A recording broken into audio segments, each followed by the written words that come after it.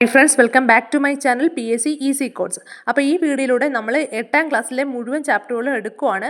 Part 1 part 2 ആയിട്ടാണ് എടുക്കുന്നത്. ഇത് പാർട്ട് 1 വീഡിയോ ആണ് കേട്ടോ. ഈ വീഡിയോ മസ്റ്റ് ആയിട്ട് നിങ്ങൾക്ക് കണ്ടു കഴിഞ്ഞാൽ മാർക്ക് കിട്ടും എന്നുള്ള കാര്യം ഷുവർ ആണ്. കാരണം എന്ന് പറഞ്ഞു കഴിഞ്ഞാൽ ഈ 8ാം ക്ലാസ്സിലെ ചാപ്റ്ററിനകത്ത് സ്ഥിരമായിട്ട് ചോദിക്കുന്ന കുറേ ക്വസ്റ്റ്യനുകളുണ്ട്. ഒരുപാട് ഇമ്പോർട്ടൻ്റ് ആയിട്ടുള്ള ചാപ്റ്റേഴ്സ് ഉണ്ട്. സോ അതുകൊണ്ട് വീഡിയോ ആദ്യം മുതൽ അവസാനം വരെ കാണാൻ ശ്രമിക്കുക. അപ്പോൾ ആദ്യമായിട്ടാണ് ഈ ചാനൽ കാണുന്നുണ്ടെങ്കിൽ പ്ലീസ് എല്ലാവരും ഒന്ന് സബ്സ്ക്രൈബ് ചെയ്യുക, വീഡിയോ ഇഷ്ടമായാലും ഒന്ന് ഷെയർ ചെയ്യുക കേട്ടോ. ഓക്കെ, ലൈക്ക് ചെയ്യുകയും ചെയ്യുക, നിങ്ങളുടെ കമൻസ് ഒക്കെ ഒന്ന് കമൻറ്റ് ബോക്സിൽ ഇടുക കേട്ടോ. ഓക്കെ, നമുക്ക് ചാപ്റ്ററിലോട്ട് കിടക്കാം. അതായത് 8ാം ക്ലാസ്സിലെ 4ാമത്തെ ചാപ്റ്ററാണ് നോക്കുന്നത്, പദാർത്ഥ സ്വഭാവം. വളരെ ഇമ്പോർട്ടൻ്റ് ആയിട്ടുള്ളൊരു ചാപ്റ്ററാണ് പദാർത്ഥ സ്വഭാവം എന്ന് പറഞ്ഞാൽ. കുറേ നമുക്ക് പഠിക്കാനുണ്ട് ഈ ചാപ്റ്ററിൽ നിന്ന്. ഓക്കെ, കുറേ ഞാൻ ഓടിച്ച് പറയുന്നതേ ഉള്ളൂ. അതായത് വേണ്ടുന്ന പോയിന്റ്സ് 2 പ്രാവശ്യം പറയും, അല്ലാത്തത് വായിച്ചു വിടത്തേ ഉള്ളൂ കേട്ടോ. വേണ്ടുന്നതും പ്രീവിയസ് ആയിട്ട് ചോദിച്ചതുമായിട്ടുള്ള ക്വസ്റ്റ്യൻസ് ഞാൻ നല്ലതുപോലെ സ്ട്രെസ് ചെയ്ത് പറയും. ഓക്കെ, എല്ലാവരും ക്ലാസ്സിലോട്ട് വരിക. നമ്മുടെ ഇതിനകത്ത് പറയുന്നതെന്ന് പറഞ്ഞു കഴിഞ്ഞാൽ പദാർത്ഥങ്ങളെ കുറിച്ചാണ് കേട്ടോ. നമ്മൾ ഓരോ വസ്തുക്കളും എന്താണ് ഒരുപാട് അവസ്ഥയിലാണ് ഇരിക്കുന്നത്. അതായത് എന്താണ്, പദാർത്ഥങ്ങൾ സാധാരണമായി ഖരം, ദ്രാവകം, വാതകം. അതാണ് നമുക്ക് കൂടുതലായിട്ടും ഫെമിലിയർ ആയിട്ടുള്ള 3 രൂപങ്ങൾ. ഓക്കെ, ഒരു പദാർത്ഥം ഖരമായിട്ടിരിക്കും അല്ലേ. അപ്പോൾ അതായത് ഈ പേന എന്ന് പറയുന്ന ഒരു ഖരമാണ്, കാണാൻ പറ്റും, തൊടാൻ പറ്റും, എല്ലാം ചെയ്യാൻ പറ്റും. അതുപോലെ എന്താണ് ദ്രാവകം അറിയാലോ, വാട്ടർ, പെട്രോള് അതൊക്കെ അതുപോലുള്ള ലിക്വിഡ് ആയിട്ടുള്ള ഐറ്റംസ് ആണ് ദ്രാവകം. ഗ്യാസ് അറിയാമല്ലോ, ഓക്സിജൻ, ഹൈഡ്രജൻ, അങ്ങനെയൊക്കെ. അപ്പോൾ അതാണ് ഈ 3 സ്വഭാവം അല്ലേ ഒരു പദാർത്ഥത്തിൻ്റെ. അപ്പം ഇനി 4ാമതും 5ാമതും 6ാമതും ഒക്കെ ഉണ്ട്, അതുകൂടെ നമ്മൾ പഠിച്ചിരിക്കണം. എന്താണ്? പ്ലാസ്മയാണ് 4ാമത്തേത്. ഖരം, ദ്രാവകം, വാതകം, പിന്നെന്താണ് പ്ലാസ്മ, ബോസ് ഐൻസ്റ്റീൻ കണ്ടൻസേറ്റ്, പിന്നെന്താണ് ഫെർമിയോണിക് കണ്ടൻസേറ്റ്. പഠിച്ചേ, plasma, boss Einstein condensate, fermionic condensate. അപ്പം 4ാമത്തേത് പ്ലാസ്മ, 5ാമത്തേത് എന്താണ് ബോസ് ഐൻസ്റ്റീൻ കണ്ടൻസേറ്റ്, 6ാമത്തെ എന്താണ് ഫെർമിയോണിക് കണ്ടൻസേറ്റ്. ഓക്കെ, അപ്പം ഇങ്ങനെയാണ് പോകുന്നത്.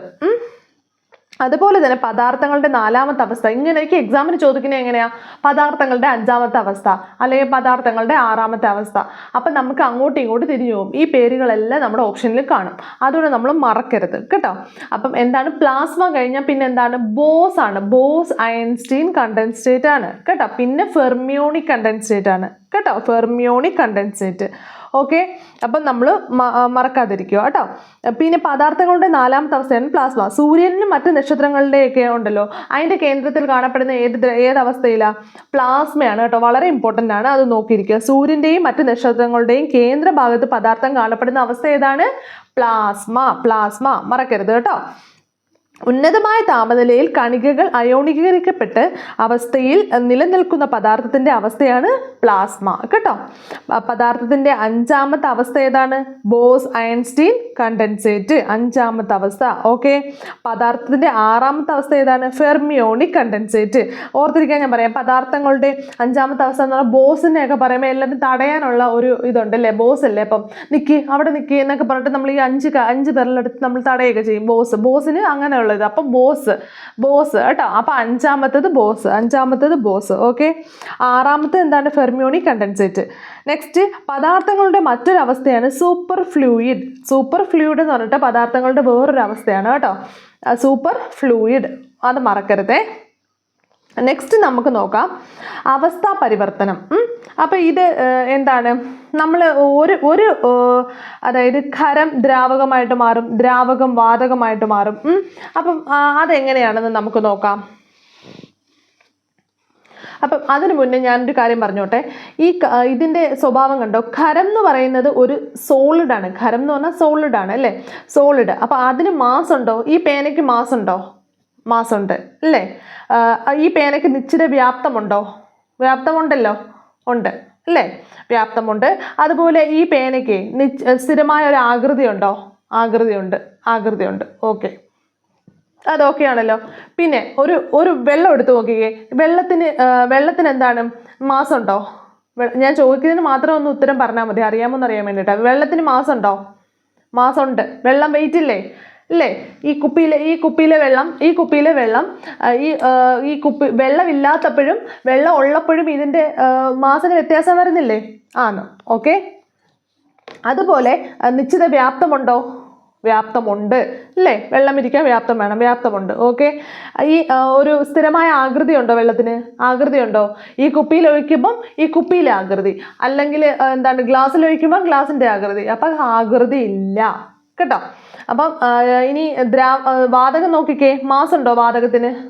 വാതകത്തിന് മാസ് ഉണ്ട്. കാരണം ഒരു ഗ്യാസ് സിലിണ്ടർ അത് വാതകം നിറച്ചിരിക്കുകയാണ്, ലിക്വിഫൈഡ് പെട്രോളിയാണ്, അത് പ്രഷർ കൂട്ടിയിട്ട് നിറച്ചിരിക്കുക, എന്തായാലും വാതക രൂപത്തിലാണ് അത് നിറച്ചിരിക്കുന്നത്.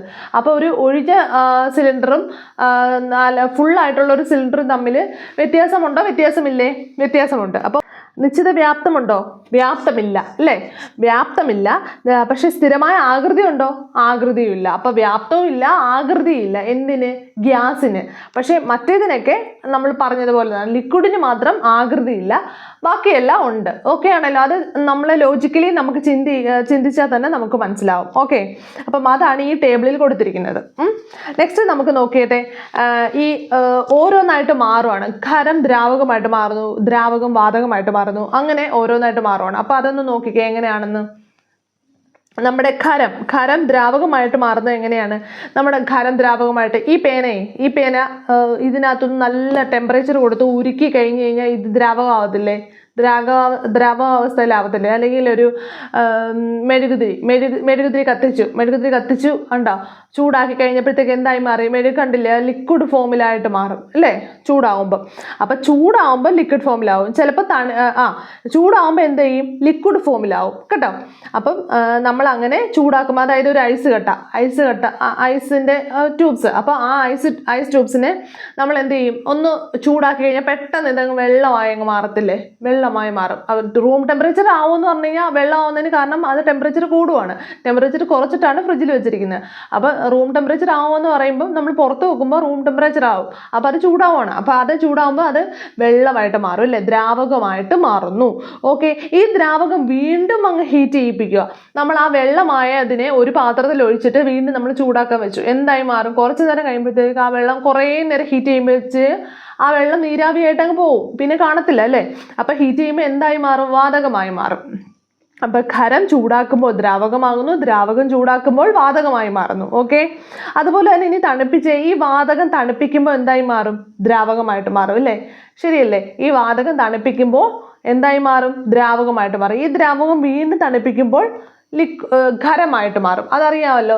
കാരണം ഐസ് വാട്ടർ വീണ്ടും തണുപ്പിക്കുമ്പോൾ എന്തായി മാറും? ഐസ് ട്യൂബ്സ് ആയിട്ട് മാറും. അപ്പം അങ്ങനെയാണ് ഇതിൻ്റെ ചേഞ്ചസ് വരുന്നത്. അപ്പം ഇത്രയും കാര്യങ്ങൾ ഒന്ന് ഓർത്തിരിക്കുക. ഓക്കെ. താപം ആഗിരണം ചെയ്യുമ്പോൾ കണികകൾക്കുണ്ടാവുന്ന മാറ്റങ്ങൾ എന്തൊക്കെയാണ്? താപം ആഗിരണം ചെയ്യുമ്പോൾ താപം പിടിച്ചേറ്റുമ്പോൾ എന്തൊക്കെയാണ്? കണികകളുടെ ഊർജം കൂടുന്നു, കണികകൾ തമ്മിലുള്ള അകലം കൂടുന്നു, കണികകൾ തമ്മിലുള്ള കർഷണം കൂടുന്നു, കണികകളുടെ ചലനവും കൂടുന്നു. അപ്പം ഞാനിത് ജസ്റ്റ് അറിഞ്ഞിരിക്കേണ്ട കാര്യങ്ങൾ ഒന്ന് പറയാമേ. എന്താണ് സോളിഡ്, ലിക്വിഡ്, ഗ്യാസ്? സോളിഡ് എന്ന് പറഞ്ഞു കഴിഞ്ഞാൽ സ്ഥിരമായ ഒരു ആകൃതി ഉണ്ടെന്ന് പറഞ്ഞല്ലോ. സ്ഥിരമായ ഒരു ആകൃതി ഉണ്ട് അല്ലേ സോളിഡിന്? ലിക്വിഡിന് ആകൃതി ഇല്ല എന്നും പറഞ്ഞു. അപ്പം എന്താ നോക്കിക്കേ. സോളിഡ്, ലിക്വിഡ്,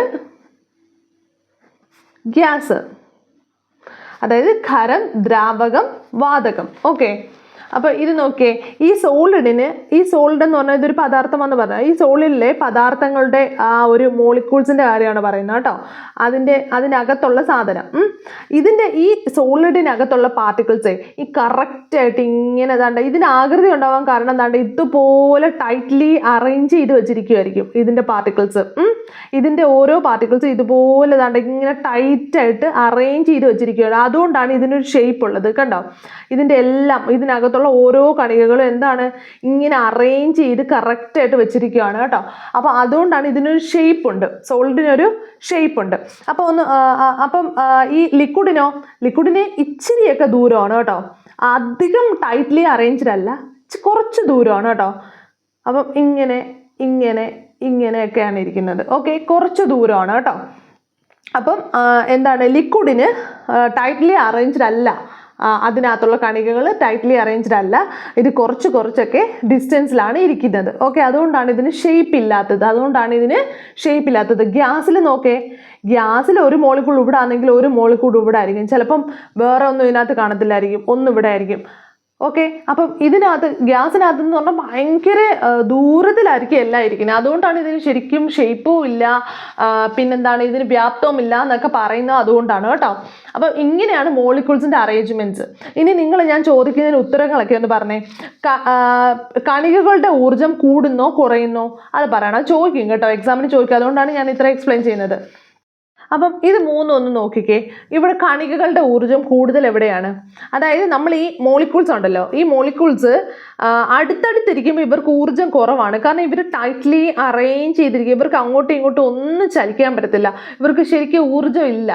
കണികകൾ ഊർജ്ജം ഇല്ല, മോളിക്യൂൾസിന് ഊർജ്ജം ഇല്ല. പക്ഷെ ഇവിടെ വരുമ്പോഴത്തേക്ക് കുറച്ചുകൂടെ ഊർജ്ജമുണ്ട്, കുറച്ച് ദൂരത്താണല്ലോ, അപ്പോൾ എനിക്ക് ഒന്നുകൂടെ പുറത്തോട്ട് പോവാം, കുറച്ചുകൂടെ അങ്ങോട്ടും നീങ്ങിയിരിക്കാം അല്ലേ, ഒന്ന് ഊർജ്ജമുണ്ട്. പക്ഷെ ഈ ഗ്യാസിലോ ഭയങ്കര ഊർജ്ജമായിരിക്കും. കാരണം എന്ന് വെച്ച് കഴിഞ്ഞാൽ ഇതിൻ്റെ കണികൾക്ക് നല്ലപോലെ എക്സ്പാൻഡ് ചെയ്യാൻ പറ്റും, നല്ലപോലെ പുറത്ത് ദൂരെ പോകാൻ പറ്റും അല്ലേ. അപ്പം ഇവിടെ ഊർജ്ജം കൂടുതലാണ് അല്ലേ, ഇവിടെ ഈ ടൈറ്റായിട്ട് അറേഞ്ച് ചെയ്യുമ്പോൾ ഊർജ്ജം കുറവാണ് അല്ലേ. അപ്പം ഇതാണെന്നുണ്ടെങ്കിൽ ഊർജ്ജം ഈ കമ്പാരിറ്റീവ്ലി സോളിഡിനെ അപേക്ഷിച്ച് കുറച്ച് ഊർജ്ജം കൂടുതലാണ്. പിന്നെന്താണ്, ഗ്യാസിനാണ് ഏറ്റവും കൂടുതൽ ഊർജ്ജം ഉള്ളത്.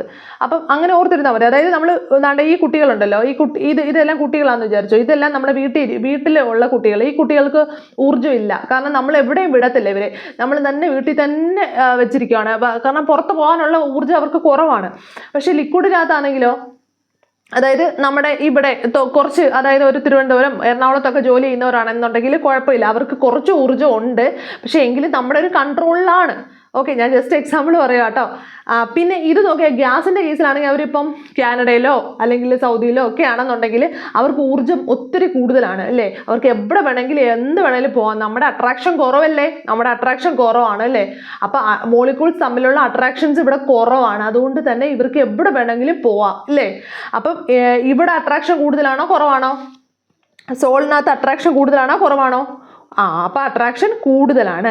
കമ്പാരിറ്റീവ്ലി ലിക്വിഡ് അട്രാക്ഷൻ കുറവാണ്, ഗ്യാസിൽ അട്രാക്ഷനേ നല്ല പോലെ കുറവാണ് കേട്ടോ. അപ്പം അത്രയും കിട്ടിയല്ലോ. പിന്നെ ഇതിനകത്താണോ ചലനം കൂടുതൽ, ഇതിനകത്താണോ ചലനം കൂടുതൽ? ചലനം കൂടുതൽ ഗ്യാസിലാണ് കേട്ടോ. അപ്പം പിടി കിട്ടുന്നുണ്ടല്ലോ കാര്യങ്ങളൊക്കെ. പിന്നെന്താണ്, അപ്പോൾ അതാണ് ഈ പറയുന്നത് കേട്ടോ. ഇത് വളരെ ഇമ്പോർട്ടൻ്റ് ആണ്, ചോദിക്കും ഗ്യാസിലൊക്കെ എങ്ങനെയാണെന്ന്. അപ്പോൾ ഈ ഒരു പിക്ചർ മനസ്സിൽ ഓർത്ത് വെച്ചേക്കുക കേട്ടോ. ഇങ്ങനെയാണ്, അറിയാൻ വയ്യാത്തൊരു ഇതൊന്ന് ഓർത്ത് വെച്ചേക്കുക, ഇങ്ങനെയാണ് ശരിക്കും പറഞ്ഞു കഴിഞ്ഞാൽ നടക്കുന്നത്. അതുകൊണ്ടാണ് അപ്പം ഇങ്ങനൊരു പിക്ചർ കയ്യിലുണ്ടെങ്കിൽ നമുക്ക് എന്ത് അവർ ക്വസ്റ്റ്യൻ ചോദിച്ചാലും നമുക്ക് എഴുതാൻ പറ്റും. നോക്കിക്കേ, കണികളുടെ ഊർജ്ജം കൂടുന്നു. അപ്പോൾ താപം കൂട്ടുമ്പോഴത്തേക്ക് എന്തായി മാറുന്നു? ഈ സോളിഡ് എന്തായി മാറുന്നു? ലിക്വിഡായിട്ട് മാറുന്നു താപം കൂടുമ്പം അല്ലേ. അപ്പോഴത്തേക്ക് ഈ മോളിക്യൂളിൻ്റെ ബോണ്ടിങ് ഒക്കെ മാറി കുറച്ച് ദൂരമാവും. വീണ്ടും ഈ ലിക്വിഡിനെ ഹീറ്റ് ചെയ്യുമ്പോഴത്തേക്ക് എന്തായി മാറും? ഗ്യാസ് ആയി മാറും കേട്ടോ. അപ്പോൾ വീണ്ടും ഇതുപോലെ ഭയങ്കരമായിട്ട് മോളിക്യൂൾസ് അങ്ങ് അകന്നു പോവും കേട്ടോ. അപ്പോൾ കണികകളുടെ ഊർജ്ജം കൂടുന്നു. പിന്നെന്താണ്, കണികകൾ തമ്മിലുള്ള അകലം കൂടുന്നു കേട്ടോ. ചൂടാക്കുമ്പോഴുള്ള കാര്യമോ വാതകമാകുമ്പോഴുള്ള കാര്യമോ പറയുന്നത്? കണികകൾ തമ്മിലുള്ള ആകർഷണം കുറയുന്നു. കാരണം ദ്രാവകമാകുമ്പോഴത്തേക്കും കണികകൾ തമ്മിലുള്ള ആകർഷണം കുറയുന്നു. ഓക്കെ, കണികകളുടെ ചലനം കൂടുന്നു, ശരിയല്ലേ? ഓക്കെ, അപ്പം ഇത്രയും കാര്യങ്ങൾ ബേസിക് ആയിട്ട് അറിഞ്ഞിരിക്കേണ്ട കാര്യമാണ്. അപ്പം അത് നിങ്ങൾക്ക് ക്ലിയർ ആയിന്ന് ഞാൻ വിചാരിക്കുന്നു. ഖരപദാർത്ഥങ്ങളിലെ കണികകൾ വളരെ അടുത്ത് സ്ഥിതി ചെയ്യുന്നതിനാൽ അവയ്ക്ക് ചലന സ്വാതന്ത്ര്യം വളരെ കുറവാണ്. അപ്പം ഇത്രയേ ഉള്ളൂ. ഇതിനകത്തെല്ലാം ഞാൻ ഈ പറഞ്ഞ കാര്യങ്ങളാണ് പറയുന്നത്. ഓക്കെ, പിന്നെ എന്താണ്, അപ്പം ഹീറ്റ് കൊടുക്കുമ്പോഴാണ് അടുത്ത സ്റ്റേജിലാവുന്നത്. വീണ്ടും ഹീറ്റ് കൊടുക്കുമ്പോൾ വീണ്ടും അടുത്ത സ്റ്റേജിലാവുന്നു. വീണ്ടും തണുപ്പിക്കുമ്പോൾ എന്ത് ചെയ്യുന്നു? പുറകോട്ടാവുന്നു. അതായത് ഗ്യാസ് ലിക്വിഡ് ആവുന്നു, ലിക്വിഡ് സോളിഡ് ആവുന്നു. ഓക്കെ ആണല്ലോ. ഇനി ഉത്പതനമുണ്ട്. ഉത്പതനം എന്ന് പറഞ്ഞു കഴിഞ്ഞാൽ എന്താ? നമ്മുടെ ഖരപദാർത്ഥം, സബ്ലിമേഷൻ ആണ് കേട്ടോ. ഉത്പതനം എന്ന് പറഞ്ഞു കഴിഞ്ഞാൽ ഖരപദാർത്ഥം നേരിട്ട് ഗ്യാസ് ആയിട്ട് അങ്ങ് മാറുക. ഖരപദാർത്ഥം എന്ത് ചെയ്യുക? നേരിട്ട് ഗ്യാസ് ആയിട്ട് മാറുക. നമ്മുടെ കർപ്പൂരം കണ്ടിട്ടില്ലേ? കർപ്പൂരം എന്ന് പറയുന്നത് ഒരു സോളിഡ് സംഭവമില്ലേ, പക്ഷെ അത് നേരിട്ട് എന്തായി മാറുക? ലിക്വിഡായിട്ട് അങ്ങ് അങ്ങ് മാറും. അല്ല സോറി, ലിക്വിഡ് അല്ല, നേരിട്ട് ഗ്യാസ് ആയിട്ട് അങ്ങ് മാറും. അറിയാതെ പറഞ്ഞതാണ് കേട്ടോ. അപ്പം എന്താണ് ഖരപദാർത്ഥമായ കർപ്പൂരം എന്തായിട്ട് മാറും? അത് കത്തിക്കുമ്പോഴത്തേക്ക് നേരിട്ട് ഗ്യാസ് ആയി അങ്ങ് മാറും അല്ലേ? അപ്പൊ അതുപോലെ പാറ്റാ ഗുളിക എന്ത് ചെയ്യും? അത് ലിക്വിഡായിട്ട് സോളിഡ് ആയിട്ടുള്ള സംഭവമാണ്. പക്ഷെ അതെന്തായി മാറും? നേരിട്ട് അതിന്റെ മണം എല്ലാം പോകുമ്പോഴത്തേക്ക് അതങ്ങ് ഗ്യാസ് ആയിട്ട് അങ്ങ് മാറിപ്പോകും കേട്ടോ. അയഡിനൊക്കെ എന്തായി മാറും? ഗ്യാസ് ആയിട്ട് ഡയറക്റ്റ് അങ്ങ് മാറും. ഖരപദാർത്ഥങ്ങൾ ചൂടാക്കിയാൽ ദ്രാവക വ്യവസ്ഥയിലാകാതെ നേരിട്ട് വാതകാവസ്ഥയിലായി മാറുന്ന പ്രക്രിയയാണ് ഉത്പാദനം കേട്ടോ. ഈ ഖരപദാർത്ഥങ്ങളെ ചൂടാക്കുമ്പോഴത്തേക്കും ഇത് നേരിട്ട് എന്തായി മാറുന്നു? ഗ്യാസ് ആയിട്ട് മാറുന്നു. സോളിഡ് ചേഞ്ചസ് ടു ഗ്യാസ് കേട്ടോ. മാർക്കാതിരിക്കുക. ചൂടാക്കുമ്പോൾ എളുപ്പത്തിൽ ബാഷ്പമാകുന്ന ഒരു പദാർത്ഥമാണ് അയഡിൻ ആണ് ചൂടാക്കുമ്പോൾ ഏറ്റവും എളുപ്പത്തിൽ എന്തായി മാറുന്നത്? ബാഷ്പമായങ്ങ് മാറുന്നത്. ഓക്കെ, ഇനി വ്യാപനം നോക്കിക്കേ. വ്യാപനം എങ്ങനെയാണ്? വ്യാപനം ചലന സാന്ദ്രമുള്ള കണികകൾ സ്വയമേവ പരസ്പരം കലരുന്നതിന് അറിയപ്പെടുന്നതാണ് കേട്ടോ. നമ്മുടെ ചലന സാന്ദ്രമുള്ള കണികകളുണ്ടല്ലോ, ഏതായിരിക്കും അപ്പം? ദ്രാവകമൊക്കെ ആയിരിക്കും അല്ലേ? അപ്പൊ ചലന സ്വാതന്ത്ര്യമുള്ള കണികകൾ അല്ലേ, വാതകമൊക്കെ ആയിരിക്കും. അപ്പം അതെന്തോയി മാറുന്നു? സ്വയമേ തന്നെ അതെന്തോ ചെയ്യും? പരസ്പരം അങ്ങ് കലരും. അതിനെയാണ് വ്യാപനം എന്ന് പറയുന്നത്. പഴങ്ങളുടെ മണം വ്യാപിക്കുന്നത് കണ്ടിട്ടുണ്ടോ? പഴങ്ങളുടെ മണം, അതായത് പഴങ്ങളുടെ മണം ഇത്തിരി വരുമ്പോഴത്തേക്ക് ഇതങ്ങ് ഭയങ്കര റൂം മൊത്തം അങ്ങ്, അതായത് അതിന്റെ മോളിക്യൂൾസ്, അതിന് ഊർജ്ജം കൂടുതലല്ലേ, അപ്പോഴത്തേക്ക് മോളിക്യൂൾസ് ആ റൂം മൊത്തം അങ്ങ് ആവും. അതിന്റെ കണികകൾ റൂം മൊത്തം അങ്ങ് അങ്ങനെ അങ്ങ് വ്യാപിക്കും കേട്ടോ. കത്തുന്ന ചന്ദനത്തിരിയുടെ മണം വ്യാപിക്കുന്നത് വ്യാപനമാണ്. കത്തുന്ന ചന്ദനത്തിരി ഒരിടത്ത് വെച്ചാൽ മതി, അത് ഇങ്ങനെ അതിന്റെ പുക ഇങ്ങനെ വരുമായിരിക്കും. പക്ഷെ അതിനകത്തുള്ള കണികകൾ ഇങ്ങനെ അതങ്ങ് ദൂരെ, അതിന് ഊർജ്ജം കൂടുതലാണ്, അതങ്ങ് ദൂരെ ഈ റൂം മൊത്തം അങ്ങ് വ്യാപിക്കും. ഓക്കെ, അപ്പൊ ഇത് നോക്കിക്കേ, അവിടെ എന്താണ് സംഭവിക്കുന്നതെന്ന്. ദ്രാവകം എന്ത് ചെയ്യും? ദ്രാവകം കണ്ടോ, ഖരം വാതകം. ഓക്കെ, ഈ ദ്രാവകം എന്താണ്? ദ്രവീകരിക്കുമ്പോഴാണ് ദ്രാവകമാകുന്നത്. എന്താണ്? ഖരം ദ്രവീകരിക്കുമ്പോൾ ദ്രാവകമാകുന്നു. ഓക്കെ, ഈ ദ്രാവകം വീണ്ടും എന്ത് ചെയ്യുന്നു? ചൂടാക്കുമ്പോൾ ബാഷ്പീകരണമാണ് നടക്കുന്നത് കേട്ടോ. വാതകമായി മാറുന്നു. ചോദിക്കും, എന്താണ് ചോദിക്കുന്നത്? ദ്രാവകം വാതകമാകുന്ന പ്രക്രിയ ഏത്? ബാഷ്പീകരണം. ദ്രാവകം നമ്മൾ നോക്കണം, വെള്ളം, അത് എന്താണ്? ഗ്യാസ് ആവുന്ന പ്രക്രിയ ഏതാണ്? വാതകമാകുന്ന പ്രക്രിയ ബാഷ്പീകരണം. ഓക്കെ, ഖരം ദ്രാവകമാകുന്ന പ്രക്രിയ ഏതാണ്? ദ്രവീകരിക്കുകയാണ് ചെയ്യുന്നത്, ദ്രവീകരണം. ഓക്കെ, അതുപോലെ വാതകം ഖരമാവുന്ന പ്രക്രിയ എന്താണ്? ഘനീഭവിക്കൽ. മറക്കരുത് കേട്ടോ. അതുപോലെ തന്നെ ഇത് ഇനി തിരിച്ചും പറഞ്ഞേ. നമ്മുടെ ഖരം വാതകമാകുന്ന പ്രക്രിയ ഞാനിപ്പോൾ പറഞ്ഞതാ, സബ്ലിമേഷൻ അഥവാ ഉത്പതനം. ഓക്കെ, അതുപോലെ തന്നെ ഈ വാതകം വീണ്ടും ദ്രാവകമാവണമല്ലോ. വാതകം ദ്രാവകമാകുന്ന മറക്കരുത്, അതായിരിക്കും നമുക്ക് മറന്നു പോകുന്നത്. സാന്ദ്രീകരണം. എന്താണ് സാന്ദ്രീകരണം? വാതകം ദ്രാവകമാവുന്ന സാന്ദ്രീകരണം. ഓക്കെ, ഇനി പിന്നെയും ദ്രാവകമുണ്ടല്ലോ, ഖരമാവുന്ന പ്രക്രിയ എന്താണ്? ഘനീഭവിക്കൽ. ഖരമാവുന്ന എപ്പോഴും ഘനീഭവിക്കൽ തന്നെയാണ്. പക്ഷെ ഇത് ഓർത്ത് വെച്ചോണം, വാതകം ദ്രാവകമാവുന്ന പ്രക്രിയ എപ്പോഴും നമുക്ക് മറന്നു പോകാറുണ്ട്. സാന്ദ്രീകരണം. ഓക്കെ ആണേ? ഇത്രയും ഭാഗം ക്ലിയർ ആയി എന്ന് ഞാൻ വിചാരിക്കുന്നു. ഓക്കെ, ഇത് നോക്കിക്കേ. എന്താണ്? താപനിലയും വ്യാപനവും തമ്മിൽ ബന്ധമുണ്ടോ? ഉണ്ട്. ചൂടുള്ള ഭക്ഷണത്തിന്റെ ഗന്ധം ദൂരത്തേക്ക് പെട്ടെന്ന് വ്യാപിക്കുന്നത് എന്തുകൊണ്ടാ? താപനിലയും വ്യാപനവും തമ്മിൽ ബന്ധപ്പെട്ടിരിക്കുന്നു. ചൂടുള്ള ഭക്ഷണത്തിൽ നിന്നുണ്ടാകുന്ന ഗന്ധം വാതകാവസ്ഥയിലാണ്. ഈ ഗന്ധം വായു കണികകളുമായി കലർന്ന് വേഗത്തിൽ വ്യാപനം ചെയ്യുന്നു. അതായത് നമ്മളൊരു മീൻകറി വെക്കുന്നു അല്ലേ, അപ്പൊ ചൂടുള്ള ഗ്യാസ് അല്ലേ പുറത്തോട്ട് വരുന്നത്. ആ മീൻകറിയിൽ നിന്നും പുറത്തോട്ട് വരുന്ന ആ ഒരു പുക, അതായത് ഒരു ഇവാപറേറ്റ് ചെയ്ത് വരുന്നതെന്ന് പറഞ്ഞാൽ ചൂടുള്ളതാണ് അല്ലേ. അപ്പൊ അതുകൊണ്ട് തന്നെ ഈ ഗ്യാസ് ഉണ്ടല്ലോ, ഈ വാതകം ഉണ്ടല്ലോ, അത് പെട്ടെന്ന് അന്തരീക്ഷത്തിലോട്ട് പെട്ടെന്ന്, ഇതിന് ഊർജ്ജം നല്ല കൂടുതലാണ്. അപ്പൊ പെട്ടെന്ന് എന്ത് ചെയ്യും? ഈ റൂം മൊത്തം അങ്ങ് പരക്കും. ഓക്കെ, അപ്പൊ ചൂടുള്ളതിന് എപ്പോഴും ഇതിന്റെ കണികകൾക്ക് പെട്ടെന്ന് നമുക്ക് എന്ത് ചെയ്യാൻ പറ്റും? ഇതിന് വ്യാപിക്കാൻ പറ്റും. അതാണ് ഇതിനകത്ത് പറയുന്നത്. ഓക്കെ ആണല്ലോ? ഇനി ശുദ്ധ പദാർത്ഥങ്ങളും മിശ്രിതങ്ങളും. ഓക്കെ, അപ്പം നമുക്ക് നോക്കാം. വളരെ വളരെ വളരെ ഇമ്പോർട്ടൻ്റ് ആണ് ശുദ്ധ പദാർത്ഥങ്ങളും മിശ്രിതങ്ങളും. വിവേകിയുമാണ് കേട്ടോ. ഓരോ സ്വഭാവമുള്ള കണികകളാൽ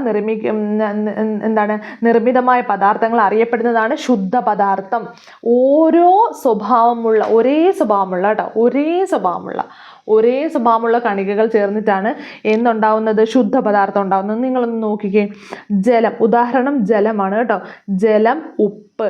ജലത്തിൻ്റെത് പലയിടത്തും പല ടേസ്റ്റൊന്നും അല്ല, എല്ലാം ഒരേ ടേസ്റ്റാണ്. അപ്പം ഒരേ സ്വഭാവമുള്ള കണികകളാണ് അതിനകത്തുള്ളത്. ഉപ്പ്, സ്വർണം, നമ്മൾ സ്വർണ്ണമൊക്കെ അല്ലെന്ന് വിചാരിക്കും കേട്ടോ.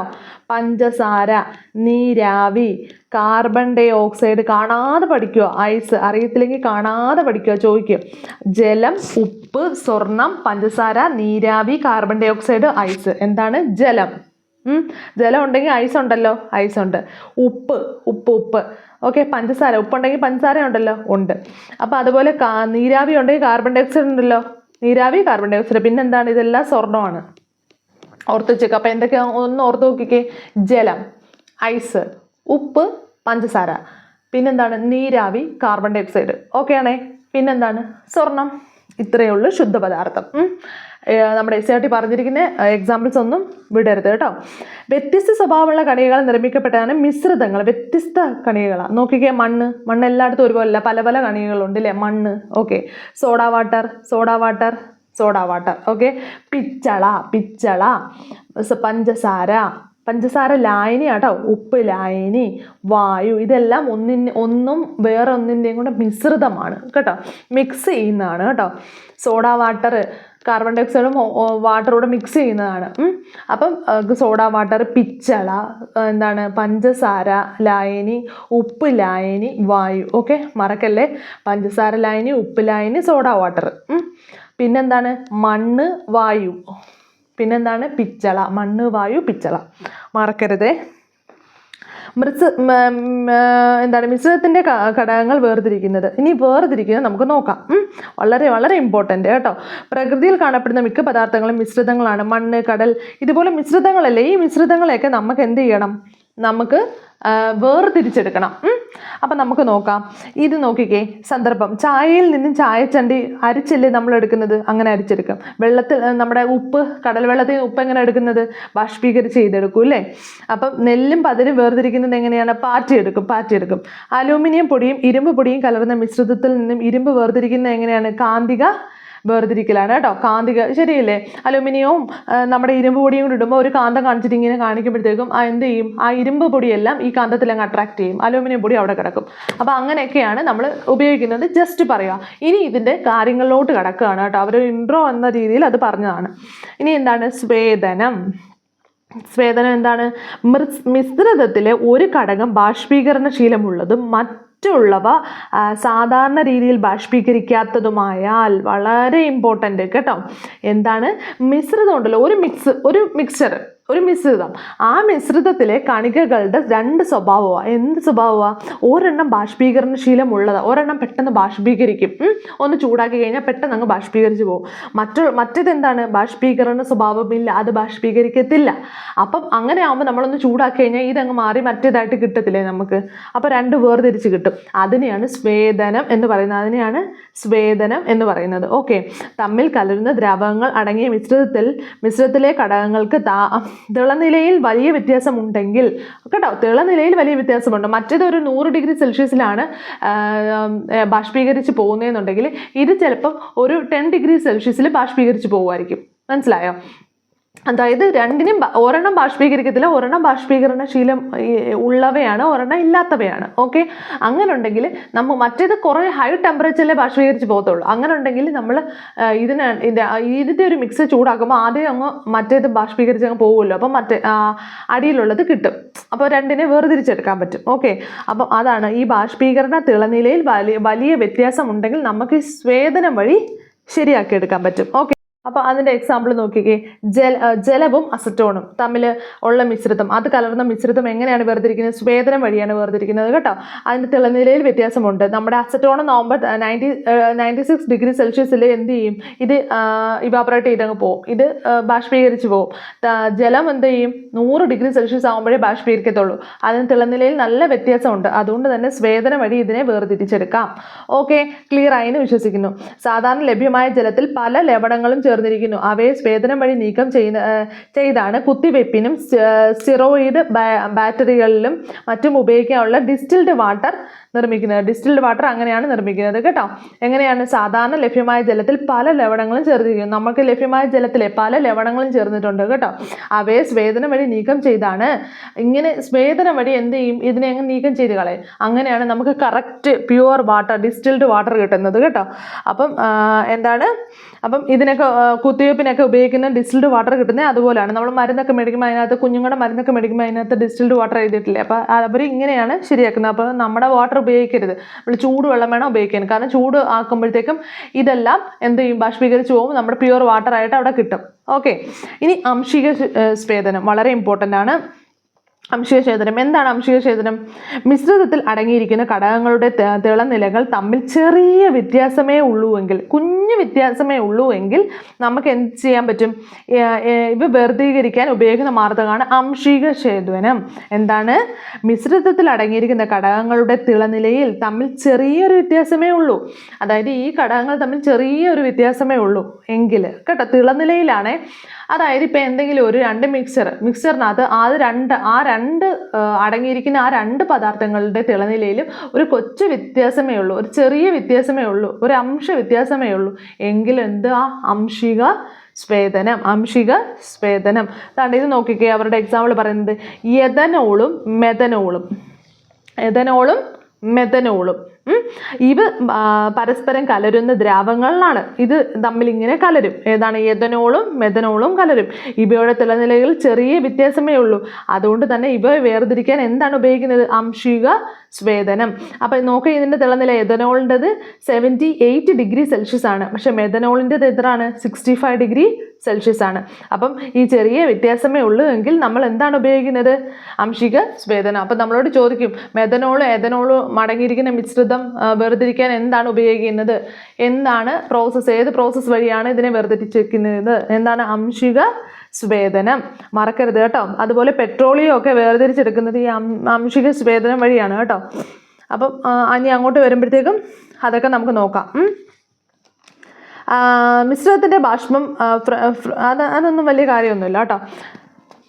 എന്താണ്? തിളനില കുറഞ്ഞ മെഥനോൾ ഫാക്ടർ അതൊന്നും വേണ്ട. നമുക്ക് ആവശ്യമുള്ളതാണ് ഇതാണ് കേട്ടോ, ക്രൂഡ് ഓയിലിൻ്റെ അംശിക സ്വേദനം കേട്ടോ. ക്രൂഡ് ഓയിൽ ഞാനിപ്പോൾ പറഞ്ഞതല്ലേ, അതൊരു പ്രീവിയസ് ക്വസ്റ്റ്യൻ ആണ് കേട്ടോ.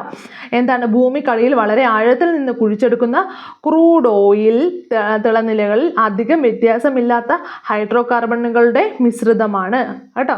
അധികം തിളനിലയിൽ വ്യത്യാസമില്ലാത്ത ഹൈഡ്രോ കാർബണുകളുടെ മിശ്രിതമാണ് കേട്ടോ. അപ്പോൾ ക്രൂഡ് ഓയിലും അടങ്ങിയിരിക്കുന്ന പെട്രോൾ, ഡീസൽ, മണ്ണെണ്ണ, നാഫ്ത തുടങ്ങിയ പെട്രോളിയം ഉൽപ്പന്നങ്ങളെ വേർതിരിക്കുന്നത് എന്താണ്? അംശിക സ്വേദനം. Previous question. അപ്പോൾ ക്രൂഡ് ഓയിലിൽ അടങ്ങിയിരിക്കുന്ന പെട്രോൾ, ഡീസൽ, മണ്ണെണ്ണ, നാഫ്തയൊക്കെ വേർതിരിക്കുന്നത് എങ്ങനെയാണ്? അംശിക സ്വേദനം വഴി. അംശിക സ്വേദനം എന്തുവെന്ന് മനസ്സിലായെന്ന് കരുതുന്നു. ഓക്കെ, ഇനി സെപ്പറേറ്റിംഗ് ഫണൽ എന്താണ്? പരസ്പരം കലരാത്ത ദ്രാവകങ്ങളെ അവയുടെ മിശ്രിതത്തിൽ നിന്ന് വേർതിരിച്ചെടുക്കുന്ന പ്രക്രിയയാണ് സെപ്പറേറ്റിംഗ് ഫണൽ. അത് കലരത്തില്ലെന്നുണ്ടെങ്കിൽ നമ്മൾ സെപ്പറേറ്റിംഗ് ഫണൽ, അതായത് വേറൊരു ഫണൽ ഉപയോഗിച്ചിട്ട് ആ കലരാത്തത് മാറ്റി കലരുന്നെങ്കിൽ മാറ്റിയെടുക്കുക. അത് വലിയ പ്രശ്നമുള്ളതല്ല സെപ്പറേറ്റിംഗ് ഫണൽ. അതെല്ലാവർക്കും അറിയാവുന്നതായിരിക്കും.